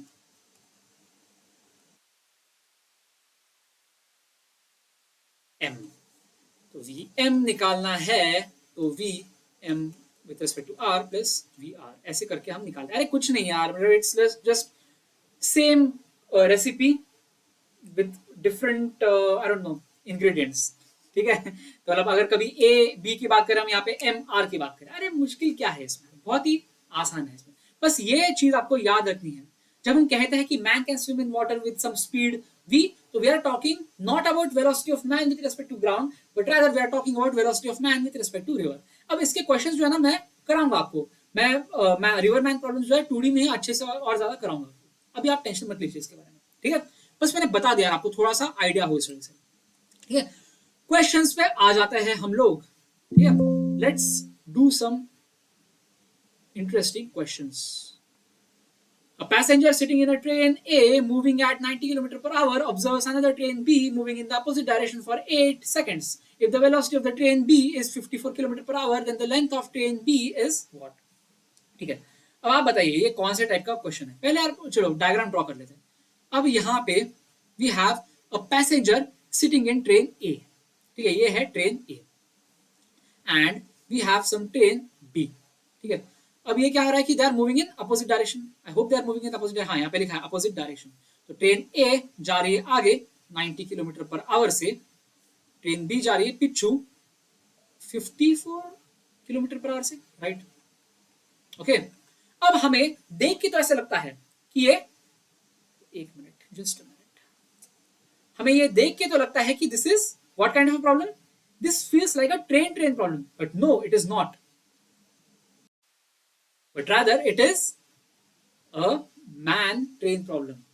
अब बोलोगे ऐसे कैसे हो रहा भैया, यहाँ पे तो हम दोनों भी ट्रेन्स देख रहे हैं ना यहाँ पे। अरे मेरे भाई एक बात समझो, यहाँ पे we are talking about a passenger sitting in train A, मतलब हम ऐसे नहीं कह रहे कि time taken by train B to overtake the entire train A, we are simply talking about a passenger sitting somewhere over here. चलो यहाँ पे मान के चलिए यहाँ पे एक पैसेंजर है, बेसिकली मान के चलिए, और यहाँ पे अगर शुरू हो जाता है, चलो यार रैंडम पैसेंजर को क्यों ले लेते हैं हम सबसे आगे जो बैठने वाला है ड्राइवर की बात करते हैं, सबसे आसान, ठीक है। सो हम ड्राइवर की बात करते हैं जो सबसे आगे खड़ा है, मतलब बेसिकली जैसे ही ट्रेन बी ने शुरू कर दी अपनी ओवरटेकिंग जर्नी, तो ये खत्म कब होती है, जैसे ही ये वाला पॉइंट ओवरटेक हो जाता है। सो that means it is not a train problem, but rather it is a man train problem, and the man is a passenger sitting in train A। तो इस वजह से मैं कर दूंगा पैसेंजर इन ट्रेन ए। समझ आया ये कैसे इंटरेस्टिंग से घुमा फिरा के क्वेश्चंस पूछे जा सकते हैं। Did you get my point और नॉट? समझे, पहले बताइए मुझे, सबसे पहले आपको समझ आया नहीं। हमें पूरी ट्रेन को ओवरटेक नहीं करना, ट्रेन ए को पूरी तरह से ओवरटेक नहीं करना, हमें बस पैसेंजर को ओवरटेक करना है। मतलब हम पैसेंजर ए है, चलो मान के चलिए मैं हूं, मैं एकदम कैप्टन हूं उसका, ठीक है। एक ट्रेन अपोजिट डायरेक्शन से आ रही है, तो मुझे कब तक दिखेगा, जब तक मैं उसके टेल ना देखूं। एंड जैसे मैंने टेल देखना खत्म कर दिया तो I won't see that train any more.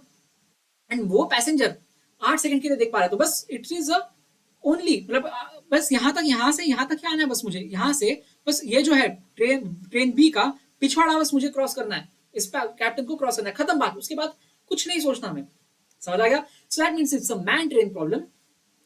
So it is man train problem.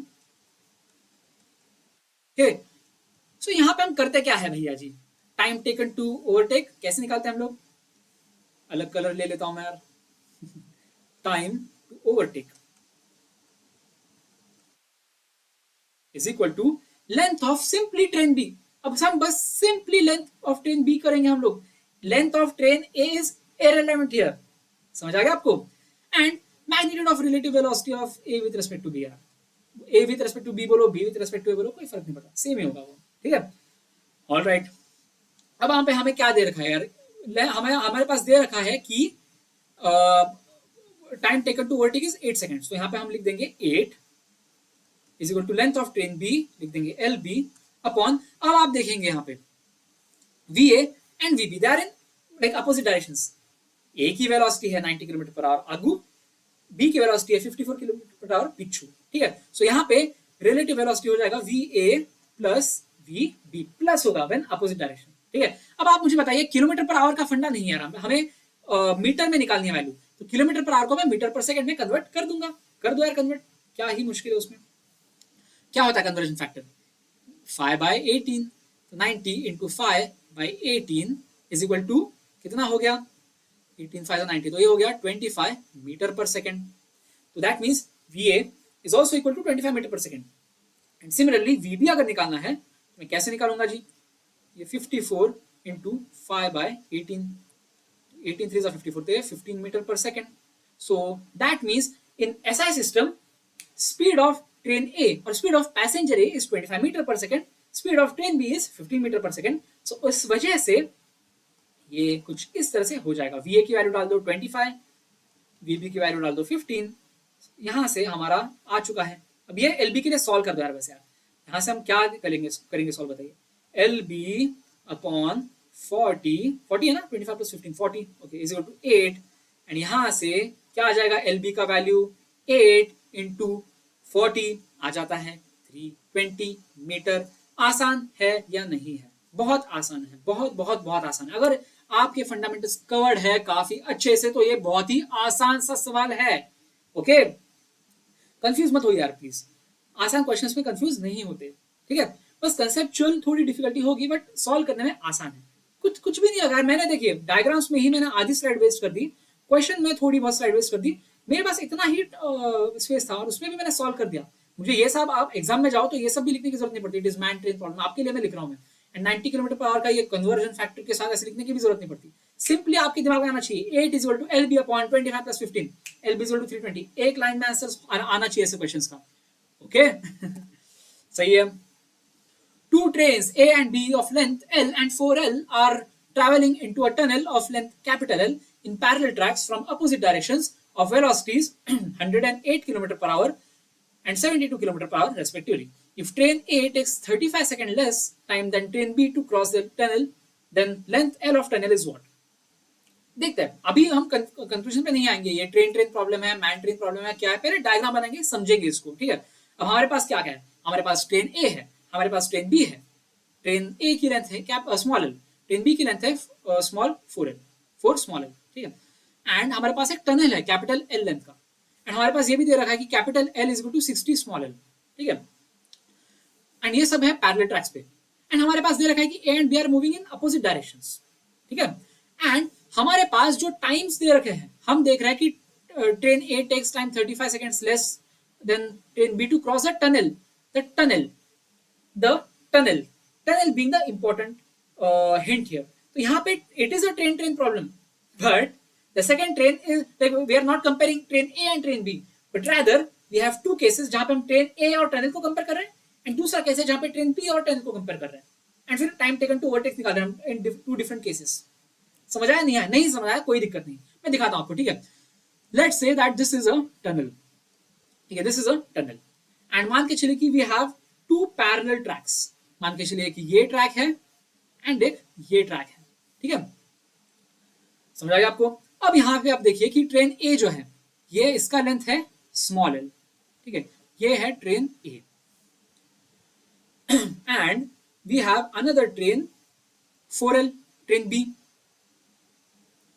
Right, ये है ट्रेन बी इसका लेंथ है 4L, एंड ये जो है कैपिटल L, एंड हमें दे रखा है capital L, that is length of the tunnel which is equal to 60 small l, ठीक है। अब आप मुझे एक बात बताइए, time taken by train A to overtake tunnel कितना हो जाएगा, हमारा length of train A plus length of tunnel हो जाएगा, length A plus length B नहीं होगा, यहाँ पे लेंथ ए प्लस टनल होगा, समझ आ गया। तो इस वजह से मैं बोलूंगा time for A to overlap tunnel, यहां पे हम बोल देंगे length of A plus length of tunnel upon relative velocity of A with respect to tunnel, and यहां पे रिलेटिव वेलोसिटी का फंडा है नहीं बिकॉज टनल तो हिल नहीं रहा, तो मैं सिंपली यहां पे लिख दूंगा VA, सही बात है, सही बात है। तो इसको मैं असाइन कर देता हूं TA, variable TA which is time taken by train A to overlap tunnel, ठीक है। उसके बाद आ जाता है time for B to overlap, क्या कह रहा है, overtake, sorry very very sorry, क्या लिख रहे हो भैया जी, आप गलत सलत चीजें लिख के आते हो, बच्चों को कंफ्यूज करते हो, कोई दिक्कत, वेरी वेरी सॉरी। अरे जल्दबाजी में हो जाता है यार, अब समझो ना, भावना को समझो। ठीक है, यहाँ पे क्या आ जाएगा, l b that is length of train B plus length of tunnel upon velocity of train B. अब यहाँ पे relative velocity of B with respect to tunnel, again बोलने का कोई सेंस नहीं बनता, बिकॉज टनल तो अपनी जगह पे है यार। इसको मैं असाइन कर देता हूँ टी बी। ठीक है, समझ आ गया आपको? सही बात है। ऑल राइट, अब आप देखेंगे यहाँ पे इन्होंने दे रखा है कि train A takes 35 seconds less time than train B. So इसका मतलब है कि t B that is time taken by train A to overtake minus t A that is time taken by train A to overtake, ये हो जाएगा 35 seconds. As in लिख देता हूं मैं, t b minus t a, ये है 35 seconds. समझ आ गया आपको? तो अब बेसिकली करना क्या है यार, हमें सिंपली अब सबसे पहले तो वी बी और वी ए को जो है ना एसआई सिस्टम में लिखना है, एंड उसके बाद एल के वैल्यूज डाल के फिर एल की वैल्यू निकालनी है, और फिर सॉरी एल एल यहाँ पे डाल के, मतलब टी को एल के फॉर्म में रिप्रेजेंट करके एल की वैल्यू निकालनी है। That is what I was trying to say. Sorry, थोड़ा सा टंग ट्विस्टिंग हो गई मेरी, बट कोई दिक्कत नहीं। ठीक है, ओके। अब आप बताइए यहाँ पे क्या दे रखा है, वी ए दे रखा है 108 किलोमीटर पर आवर, तो इसको मीटर पर सेकंड में कन्वर्ट कर देते हैं मेरे भाई। वी ए ये जो है speed of train A 108 kilometre per our है, ये 108 इंटू 5/18। समझ आ गया? तो ये 18 5 90 86 108। समझ आ रहा है ना यार ये, या नहीं? या और एक स्टेप में लिखूं इसको?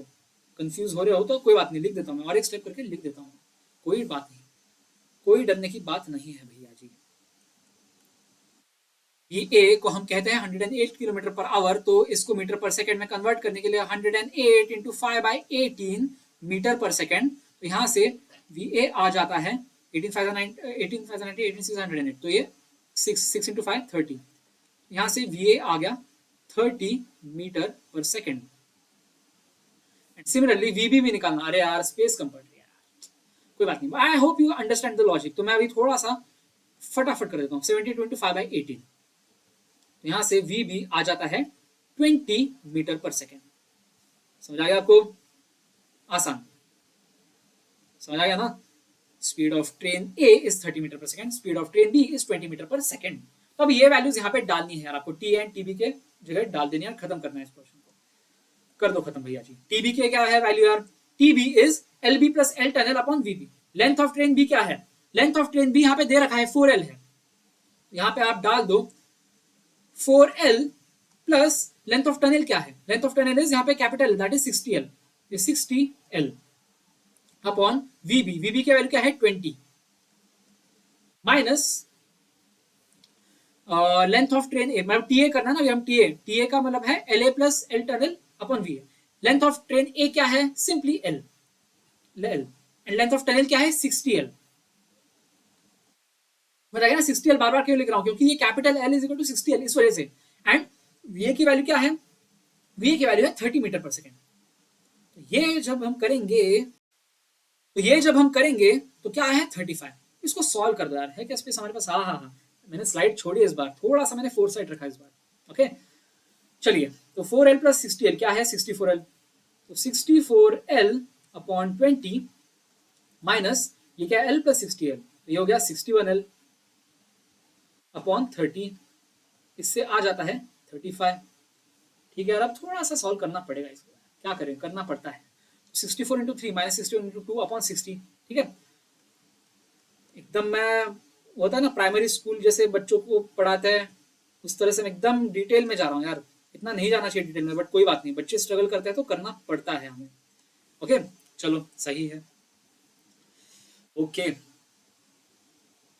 तो यहाँ से क्या आता है यार वैल्यू 64 इंटू 3, चलो कर ही लेता हूँ 64 इंटू 3 है 192 एंड 61 इंटू 2 है 122।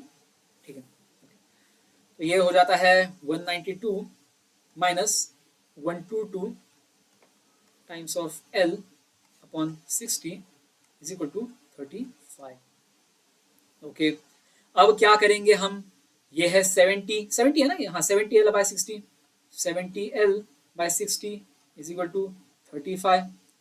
यहाँ से L हो जाता है 35 इंटू 60 बाय 70, यहाँ से इसको सॉल्व करेंगे 35 30 35 2 70, तो ये हो जाता है 30 मीटर, राइट।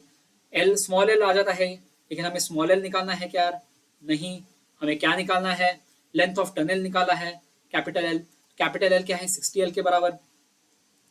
तो इसका मतलब है कि length of tunnel equal to capital l is equal to 60 l is equal to 60 into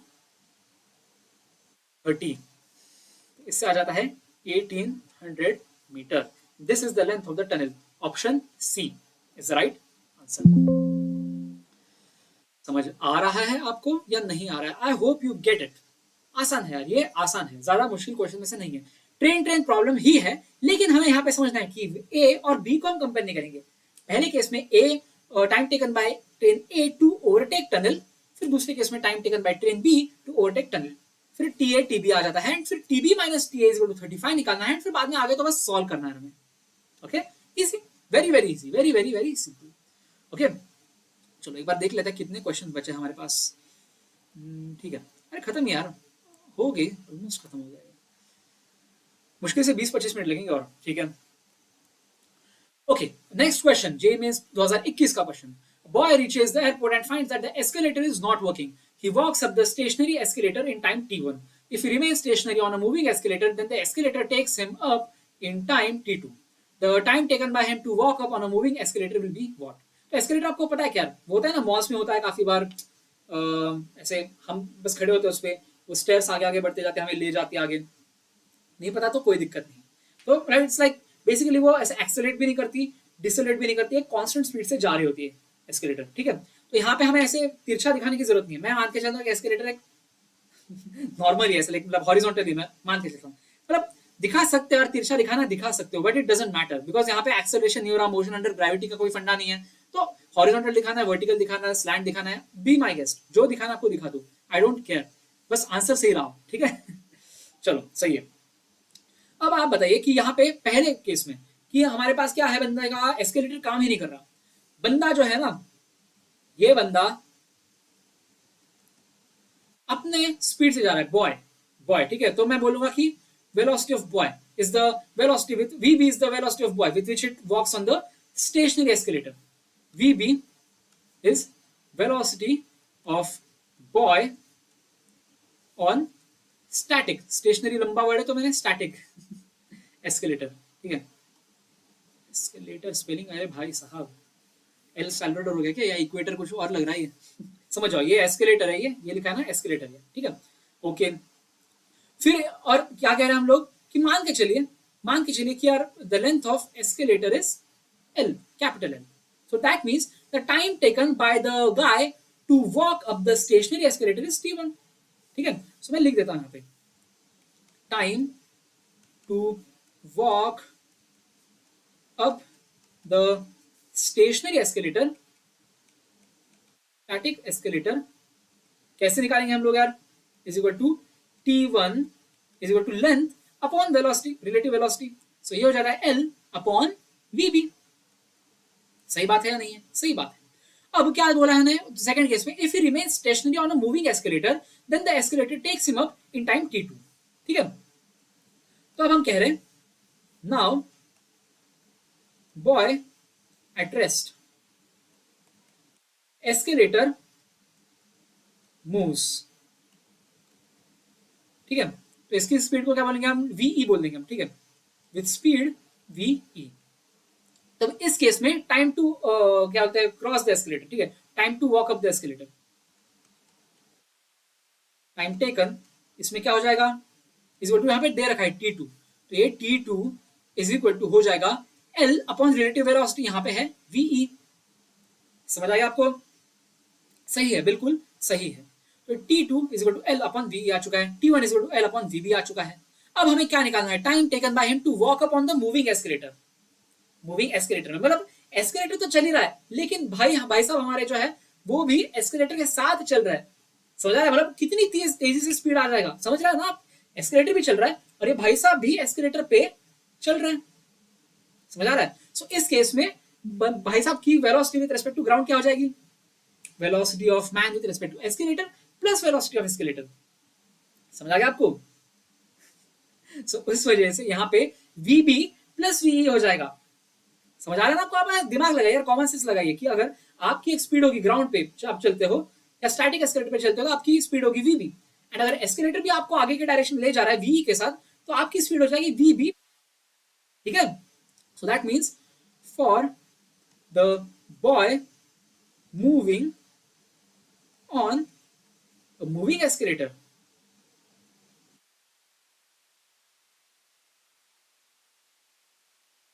यहां पे स्पीड हो जाएगी हमारी वीबी प्लस वीई। समझ आ गया आपको?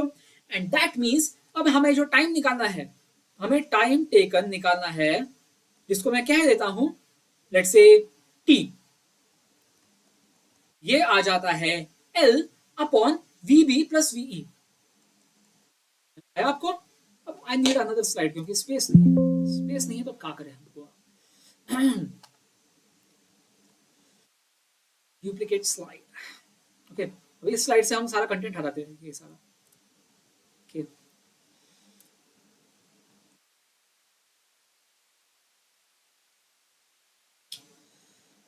ओके, अब ये time taken t is equal to L upon v b plus v. L upon v b plus v e पिछले साइड से हमने निकाला है ये। ठीक है? ओके, अब आप मुझे एक बात बताइए, l upon v b plus v, अब हमें l upon v b and l upon v के फॉर्म में अगर एक्सप्रेस करना है तो हम क्या कर सकते हैं? थोड़ा सा कुछ तो मतलब है क्या हमारे पास? कोई ट्रिक या कोई जुगाड़ है क्या हमारे पास? हो सकता है, बताता हूं आपको क्या जुगाड़ हो सकता है यहाँ पे। इसका क्या करे? ठीक है, अब सबसे पहले बताइए हमने क्या लिखा था? T one is to L upon v p, तो वन बाई टी वन क्या हो जाएगा? V b upon l. ठीक है, तो मैं यहाँ पे लिख देता हूँ one by t one is equal to v b upon l, and similarly t two is equal to L upon v e है, तो इसका मतलब है कि वन बाय टी टू हो जाता है वीई अपॉन एल। सही बात है या नहीं है? तो अब आप बताइए मुझे कि t is equal to L upon v b plus v e है, तो मैं इसको one by t is equal to v b plus VE upon L लिख सकता हूँ या नहीं लिख सकता हूँ? लिख सकता हूँ, मैं डेफिनेटली लिख सकता हूँ, क्यों नहीं लिख सकता भाई? ठीक है, अब यहाँ पे इसको v B upon L plus VE upon L लिख डालो, राइट? एंड ये जो है ये यहां पे डाल दो, एंड ये जो है ये यहां पे डाल दो, एंड उससे क्या हो जाता है? One by t is equal to, ये क्या है? One by t one plus one by t two, and इसका क्या है? ये t one plus t two upon t one t two is equal to one by t. हमें t निकालना है तो यहां से क्या हो जाता है? T is equal to t one t two upon t one plus t two, and that means this is our right and final answer, t one t two upon t one plus t two, option C. क्या मुश्किल था भाई? कुछ भी तो मुश्किल नहीं था, आसान ही था यार ये। समझ आया आपको? थोड़ा सा ट्विकिंग करनी पड़ती है, थोड़ा मैनिपुलेशन करना पड़ता है यार। इतना भी अगर मैनिपुलेशन नहीं कर पाए तो यार इंजीनियर किस काम के? समझ आएगा? होगा काफी सारा सीखोगे आप, थोड़ा प्रैक्टिस तो लगता है यार, प्रैक्टिस के बिना तो यार कुछ नहीं है। जो भी मतलब होता है ना, तानसेन जी भी जो थे इतने बड़े कलाकार जो थे, या कोई भी अरिजीत सिंह बोलो आज के मॉडर्न जमाने के, कोई भी अरिजीत सिंह एक गीत गा के नहीं बन सकता, या इवन 10 गीत या 100 गीत गा के नहीं बन सकता, 1000 गीत गाने पड़ते तुम्हें, तब जाके तुम उसके बराबर आ भी सकते हो। तो वही यार, फिजिक्स का भी वही है, you can't expect yourself to just solve like couple of questions and say कि अरे हाँ मेरा तो अब समझ आ चुका है, मुझे नहीं होता, ऐसे नहीं होता। ओके, टाइम लगता है। नेक्स्ट क्वेश्चन है, train A and train B are running on parallel tracks in opposite directions with speeds of 36 km per hour and 72 km per hour respectively. The person is walking in train A in the direction opposite to its motion with a speed of 1.8 km per hour. Speed of this person as observed from train B will be close to what? तो हमारे पास क्या है? A train है and B train है। ओहो भाई, ए train, आपने boys movie देखी है? उसमें भी एक ए ट्रेन कैरेक्टर होता है ना, तो भाई मैंने गलती से ए ट्रेन बोल दिया ट्रेन की जगह पे, तो ये ए ट्रेन कैरेक्टर आ गया। कोई बात नहीं यार, ए ट्रेन भैया आप चले जाओ, आपकी अभी जरूरत है नहीं, एंड हम बॉयज नहीं देखेंगे, अभी हम जे की तैयारी करेंगे। ओके चलो बढ़ते आगे, ए ट्रेन भैया को भेज दो बाहर। Okay sorry for the poor joke, but anyway A train है, बी ट्रेन है, they are running on parallel tracks in opposite direction. तो ये है ए ट्रेन एंड ये है बी ट्रेन। इसकी स्पीड क्या है ए ट्रेन की, 36 किलोमीटर पर आवर। बट यार हम मीटर पर आवर में लिखेंगे नहीं यार, हम मीटर किलोमीटर पर आवर में हम लिखेंगे नहीं, हम सब मीटर पर सेकंड में कन्वर्ट कर देंगे। अब आप यहाँ पे हर हर हर हमेशा 5/18 से मल्टीप्लाई नहीं करते बैठेंगे, तुरंत देख के समझना है। 36 किलोमीटर पर आवर है तो ये कैसे लिखेंगे हम लोग, 36 इंटू 5 करना ही पड़ता है, अब क्या बोले। तो ये 18 1 18 18 2 36, ये 10 मीटर पर सेकंड हो गया। मतलब ट्रेन ए की स्पीड है 10 मीटर पर second and similarly train B की स्पीड है 20 मीटर पर सेकंड। ठीक है, तो यहाँ पे लिख दे रहा हूं मैं, ट्रेन ए 10 मीटर पर सेकंड से लेफ्ट टू राइट जा रहा है, बोल दिया मैंने। ट्रेन बी 20 मीटर पर सेकंड से राइट टू लेफ्ट जा रहा है, अपोजिट डायरेक्शन में जा रहे हैं ना, अपोजिट यहाँ पे लिखा हुआ है। ठीक है, a person walking in train A in the direction opposite to its motion with a speed of 1.8 kilometre per hour. ठीक है, अब ये बंदा जो है, अब ये जो बंदा है ना अंदर बैठा हुआ, ट्रेन ए के अंदर बैठा हुआ एक बंदा है। ठीक है, लेट्स से वी हैव अ गाय, ऐसे वो अपोजिट डायरेक्शन में जा रहा है 1.8 किलोमीटर पर आवर के स्पीड से। एंड ऑब्वियसली ये विथ रेस्पेक्ट टू ट्रेन ही होगा, मतलब with respect to train A ही होगा। So that means what we are trying to say is कि मोशन और velocity of man with respect to A, that is train A, will be equal to minus 1.8 kilometre per hour. ठीक है, and minus 1.8 kilometre per hour को metre पर second में लिखना है तो हम कैसे बोलेंगे, velocity of man with respect to train A will be equal to minus of 1 metre पर सेकंड। सही करा ना मैंने, आगे नहीं करा, सही है ना, होप इट्स करेक्ट यार। अरे नहीं 0.5 होगा ना यार, ये क्या कर रहे हो भैया जी आप। 1.8 किलोमीटर पर आवर जो है इसको 5/18 से आप मल्टीप्लाई करते हो तो 0.5 मीटर पर सेकंड आना चाहिए ना, समझ आ रहा है ना आपको, ये 0.5 मीटर पर सेकंड, 1.8 इंटू 5/18, तो 18 इंटू 0.1 इज इक्वल टू 1.8, तो ये कट करके 0.1 इंटू 5 दैट इज 0.5 होना चाहिए। तो ये मैंने गलत किया, -1 नहीं, यहाँ पे -0.5 होना चाहिए, कोई दिक्कत नहीं है। ठीक है, सही हो चुका है। अब आप देखेंगे, आप देख सकते हो कि velocity of B is 20 metre per second in negative direction, तो मैं -20 लिख दे रहा हूं मैं, it is -20 metre per second.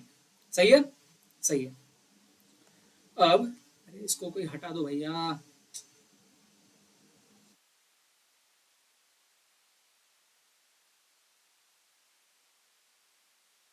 अरे फिक्स क्यों नहीं होता यार। ठीक है, hope yes, okay. Velocity of train B आ चुकी है and velocity of man with respect to train A भी आ चुका है in SI system, -0.5 metre per second. Okay, अब आप मुझे एक बात बताइए, अरे क्या कर रहा हूं मैं, हाँ ठीक है, नहीं हो जाएगा हो जाएगा, टेंशन नहीं है, मैं क्या कर रहा हूँ, मतलब सही तो कर रहा हूँ मैं, क्यों ही टेंशन ले रहा हूँ। अब हमें क्या निकालना है भैया जी, हमें निकालना है velocity of person that is man as observed from train B, as in we have to find velocity of b velocity of m with respect to b, velocity of man with respect to train b। ठीक है, ये हमें निकालना है, तो हम कैसे निकालेंगे भैया जी, अरे आसान है, कैसे निकालना है बताइए। v m with respect to b हो जाता है v m minus v b, सही है नहीं बताइए। अब इसमें हम क्या करेंगे और बताइए, v m minus v a plus v A minus we B, मतलब minus v n plus v A से हमने ऐड कर दिया, ये मतलब plus v A minus we A कर सकते हैं ना हम लोग, क्या फर्क पड़ता है। और मैंने क्यों करा वो भी आपको समझ आ जाएगा। अब ये जो है इसको ब्रैकेट में ले लीजिए भैया जी, v M minus we A, v M minus we A क्या है, velocity of man with respect to A, सही है ना, v M minus we A is velocity of m with respect to A, तो ये वैल्यू आ जाती है यहाँ पे, तो इसका वैल्यू क्या है, it is equal to -0.5, right. अब वी और वीबी की वैल्यू हमें पता है, वी ए की वैल्यू क्या है, it is equal to +10 metre पर सेकंड, क्योंकि पॉजिटिव डायरेक्शन में जा रहा है, मैंने इस डायरेक्शन को पॉजिटिव मान के चला है, पता होगा, इतना तो पता चल चुका होगा अभी तक। ठीक है, तो ये हो गया +10 एंड माइनस वीबी। अब वीबी क्या है, वीबी खुद -20 मीटर पर सेकंड है, तो माइनस वीबी हो जाएगा minus of -20 that is equal to +20। आहा, तो अब यहां से हम बोल सकते हैं कि V of M with respect to B हो जाता है -0.5 +10 +20। समझ आया आपको या नहीं आया? -0.5 +10 +20 दैट इज इक्वल टू -0.5 +10 -0.5 +30। तो 30 -0.5 क्या हो गया? +29.5 metre per second, and that means option A has to be correct. आसान, वेरी वेरी वेरी सिंपल यार। मतलब आपको ना थोड़ा सा साइन कन्वेंशन जो है पकड़ में आपके होना चाहिए यार। साइन कन्वेंशन अगर नहीं होगा आपके पकड़ में तो दिक्कत की बात हो जाती है। ये पता नहीं यार, ये ग्लिच बहुत मार रहा है। कोई दिक्कत नहीं, हम देखेंगे, इसको देखेंगे। ओहो, ऑप्शन ए पे बहुत बड़ा टिक लग गया। Just a minute guys, just a minute. कभी कभी मुझे ना, मैंने थोड़ा सा कंसल्ट करा था, जो ये पेंटैब वाले जो लोग हैं उनसे पूछा था, तो कह रहे थे कि यार जब आप लेक्चर वीडियो एकदम 1.5-2 घंटे के बनाते हो तो ये ग्लिच आ सकता है, तो थोड़ा सा इसको रिफ्रेश करना चाहिए। वही एक रिफ्रेश करने की टेक्निक है, ठीक है। अब यार बस एक आध दो क्वेश्चन ही बचे हैं, आई थिंक 2 ही क्वेश्चन बचे, लिटरली बस 2 ही क्वेश्चन बचे हैं, ठीक है। इंटरेस्टिंग क्वेश्चन है दोनों भी। अरे यार ये ग्लिच का क्या करूं मैं, एक minute, let me just fix. Okay ठीक है यार, I hope it's fixed. Alright, J mains 2019 का question. A passenger train of length 60 meter travels at a speed of 80 km per hour. Another freight train of length 120 meter travels at a speed of 30 km per hour. The ratio of times taken by the passenger train to completely cross the freight train when they are moving in the same direction and when they are moving in the opposite direction. दो अलग अलग cases में जो ratio of times taken है उनका हमें ratio लेना है, ठीक है। तो कोई बात नहीं, ले लेते हैं यार हम लोग। बताइए, पैसेंजर ट्रेन का लेंथ है 60 मीटर। अरे अरे लाल रंग क्यों आया? लाल रंग, मलाल रंग, आई हेट लाल रंग, specially when you are doing questions correctly. Okay ठीक है, passenger train 80 kilometre per hour speed, another freight train 30 kilometre per hour speed, ठीक है। L A is equal to 60 metre. 60 metre है length of train A, that is passenger train. इसको A बोलने से अच्छा passenger train कह देता हूं मैं, ठीक है। एलपी माने लेंथ ऑफ पैसेंजर ट्रेन, ठीक है। And length of freight train क्या है? फ्रेट मतलब यार मालगाड़ी, बेसिकली फ्रेट का मतलब है कि माल, ठीक है। तो length of freight train is 120 metre, ठीक है। अब हमारे पास क्या दे रखा है भैया जी? ट्रेन पैसेंजर ट्रेन जो है वो ऐसे जा रही है, फ्रेट ट्रेन जो है वो ऐसे जा रही है, ठीक है। अब आप मुझे एक बात बताइए कि यहाँ पे व्हेन दैट, अरे नहीं सॉरी, यहाँ पे दे नहीं रखा, वो हमें दो अलग अलग केसेस देखे, वेरी वेरी सॉरी। अरे ये जब ग्लिच मारता है ना सारा फोकस चला जाता है यार, क्या करें, कोई बात नहीं, ठीक है। हमारे पास 2 केसेस दे रखे हैं। We have let's say case, first case, ठीक है। फर्स्ट केस में when they are moving in the same direction, passenger train and freight train दोनों सेम डायरेक्शन में जा रहे हैं। तो अब 80 किलोमीटर पर आवर की स्पीड है एंड 30 किलोमीटर पर आवर की स्पीड। अब मैं यहाँ पे ना एक काम करता हूँ, I don't need to convert it. यहाँ पे कन्वर्जन फैक्टर 5/18 लगाने की जरूरत नहीं है। क्यों नहीं लगाने की जरूरत वो भी मैं आपको बता देता हूँ, क्योंकि यार इवेंचुअली हम जब रेशियोज निकालेंगे ना हम लोग टाइम्स टेकन के, तो कैंसिल आउट हो जाएगा, नो नीड टू वरी, ठीक है। मैं इसको ऐसे ही रख रहा हूँ, ठीक है, ऐसे ही रख रहा हूँ, कोई दिक्कत नहीं है। तो अब यहाँ पे रिलेटिव वेलोसिटी क्या है? Velocity of passenger train with respect to freight train हो जाता है, और मैग्नीट्यूड बोलता हूँ, कोई बात नहीं, ये हो जाता है 80 minus 30 which is equal to 50, ठीक है, 50 किलोमीटर पर आवर, ठीक है। एंड सेकेंड केस में they are moving in opposite directions, ठीक है। ये 80 से आगे जा रहा है, फ्रेट ट्रेन 30 से पीछे आ रही है, ठीक है। अब यहाँ पे रिलेटिव वेलोसिटी का मैग्नीट्यूड क्या हो जाता है? Add up, they will add up. मैंने बोला था ना, बार बार कह रहा था मैं, सबसे पहले या दूसरे स्लाइड पे था ये वाला फंडा। जब अपोजिट डायरेक्शन में मोशन होता है तो रिलेटिव वेलोसिटी का मैग्नीट्यूड एड अप होता है, जब सेम डायरेक्शन में होता है तो रिलेटिव वेलोसिटी में हम सबट्रैक्ट करते हैं मैग्नीट्यूड निकालने के लिए, ठीक है। सही है, वेरी वेरी नाइस। हाँ, 110 किलोमीटर पर आवर, ठीक है, चलो बढ़िया है। अब पहले केस में हमें टाइम निकालना है, हमें, तो इस केस में हम कैसे बोलेंगे यार? T1, तो ये हो जाएगा LP plus LF upon velocity of P with respect to F in first case. ऐसे मैं ऐसे लगा देता हूँ, 1 लगा देता हूँ यहाँ पे, ठीक है, चलो सही है यार। एंड इस केस में अगर निकालना हमें मतलब टाइम टेकन, तो हम बोलेंगे T2 is equal to LP plus LF upon V of P with respect to F in second case, velocity of passenger train with respect to freight train in second case, ठीक है। अब यार यहाँ पे देख सकते हैं LP प्लस LF यहाँ पे भी है, LP प्लस LF यहाँ पे भी है, तो ना ये बकवास इंफॉर्मेशन है, हमें फर्क ही नहीं पड़ता इस बकवास इंफॉर्मेशन से, हमें कोई फर्क नहीं पड़ता, हटा दो इसको, हटा दिया हमने, ठीक है। अब हमें क्या करना है, T1 और T2 का रेशियो निकालना है, निकाल लो यार। T1 बाई T2 क्या हो जाता है जी, सिंपली LP प्लस LF दोनों में कैंसल आउट हो जाएगा, तो simply 1 by VP with respect to F in first case upon 1 by P with respect to F in second case, तो क्या हो जाएगा, ये सॉल्व हो के ये बस इतना रह जाता है in second case in first case. अब हमने निकाला है इन सेकंड केस क्या है, velocity of passenger train with respect to freight train it is 110, ये है 110, एंड इन फर्स्ट केस क्या है 50, ये क्या हो जाएगा 11 is to 5 and that means option C has to be correct। सही है ना, ये बताइए। अरे बहुत आसान है मेरे भाइयों, बहुत ही आसान क्वेश्चन में से ये कैटेगराइज होता है, 2019 का क्वेश्चन, इसका मतलब ये नहीं कि मुश्किल क्वेश्चन है, बहुत ही आसान क्वेश्चंस में ही आता है ये, रिमेंबर दिस, ओके। चलो हमने अब काफी हद तक, मतलब मैं कहूंगा 95% हमने कवर कर लिया है, ठीक है, रिलेटिव मोशन इन 1D। अब यार ये अनियन क्वेश्चन है, वैसे तो यार मैं इसको एडवांस वाले पार्ट में कवर करना चाहता था, मैं करूँ क्या, एडवांस में कवर करूँ कैसे यार, क्योंकि ये इंटरेस्टिंग क्वेश्चन है ये, this is one of those questions.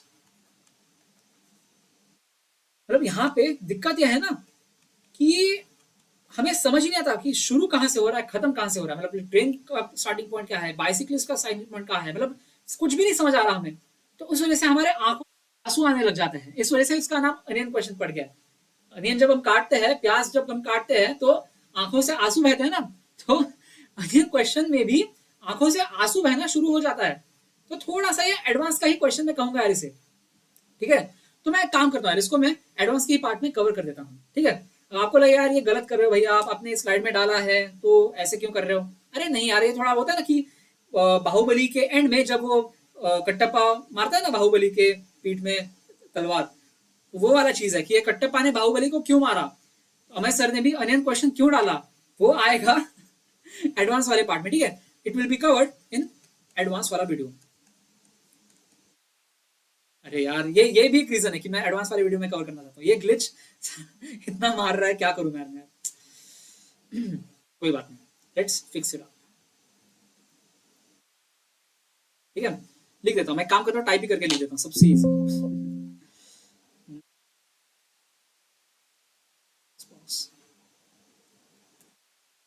Will, अरे यार क्या करें, दिक्कत है बहुत ज्यादा जिंदगी में हमारे। will be covered in detail in advanced वाली वीडियो, सेपरेट वीडियो,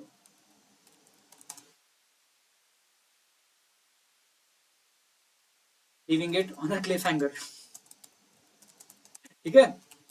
मजे आएंगे बहुत, ऐसे ही तो मजे आते हैं ना, मतलब क्लिफ हैंगर होने चाहिए जिंदगी में। और बी फॉर्चुनेट यार, मतलब आपको कट्टप्पा ने बाहुबली को क्यों मारा ये जानने के लिए 1 साल रुकना पड़ा था, आपको इस मिस्ट्री का जो है ना, मतलब एक सॉल्यूशन शायद मुश्किल से 1 हफ्ते में मिल जाएगा, okay, so don't worry about it, हो जाएगा, सब कुछ सॉल्व हो जाएगा, ठीक है। फिर अभी के लिए मैं इसके बाद आने वाली स्लाइड इसको भी हटा देता हूँ, चलो सही है, तो कोई बात नहीं, आएगा ये फंडा एक रह गया, बट कोई बात नहीं, कर लेंगे इसको भी कवर है हम लोग, क्यों ही डर रहे हो आप, हो जाएगा, सब कुछ कवर कर लेंगे, ठीक है। सो एनीवे 1D के फंडे हैं बड़े आसान, हमने काफी अच्छे से कवर कर लिए हैं। अब relative motion 2 in 2D, that is the real challenge. ज्यादातर क्वेश्चंस आपके आएंगे, चाहे मेंस हो चाहे एडवांस हो, ज्यादातर ना पॉसिबिलिटी जो क्वेश्चंस आने की है वो 2D का पार्ट की है, एंड अगर नहीं भी, अगर 1D का भी पार्ट आता है तो 2D का तो कवर करना जरूरी है, because that comprises 70% of the syllabus, at least relative motion वाला, ठीक है। तो उसमें भी बड़े बड़े मजे आएंगे, so stay tuned for it, ठीक है। एंड इसकी भी प्रैक्टिस करते रहिएगा, ठीक है। आपके पास जो भी बुक्स होंगे, आई एम अज्यूमिंग आपके पास कोई ना कोई तो बुक होगी प्रैक्टिस करने के लिए क्वेश्चंस की, maybe Cengage, maybe I don't know PW, जो भी हो, अच्छे से थोड़ा रिलीजियसली प्रैक्टिस करना है हमें। जैसे जैसे हम लेक्चर्स करते जाते हैं, होते जाते हैं, प्रैक्टिस करना है, लगाना है, क्वेश्चन आता है तो पूछना है किस ईमेल आईडी पे, मैंने वो भी बताया, देख सकते हो एकदम स्टार्टिंग स्लाइड पे, physics.ame@gmail.com पे। ओके, तो चलिए यार, इसके साथ हमने 1D वाला कवर अच्छे से कर लिया है। And that being said, I thank you all for being extremely sincere, extremely diligent, and I hope to see you soon.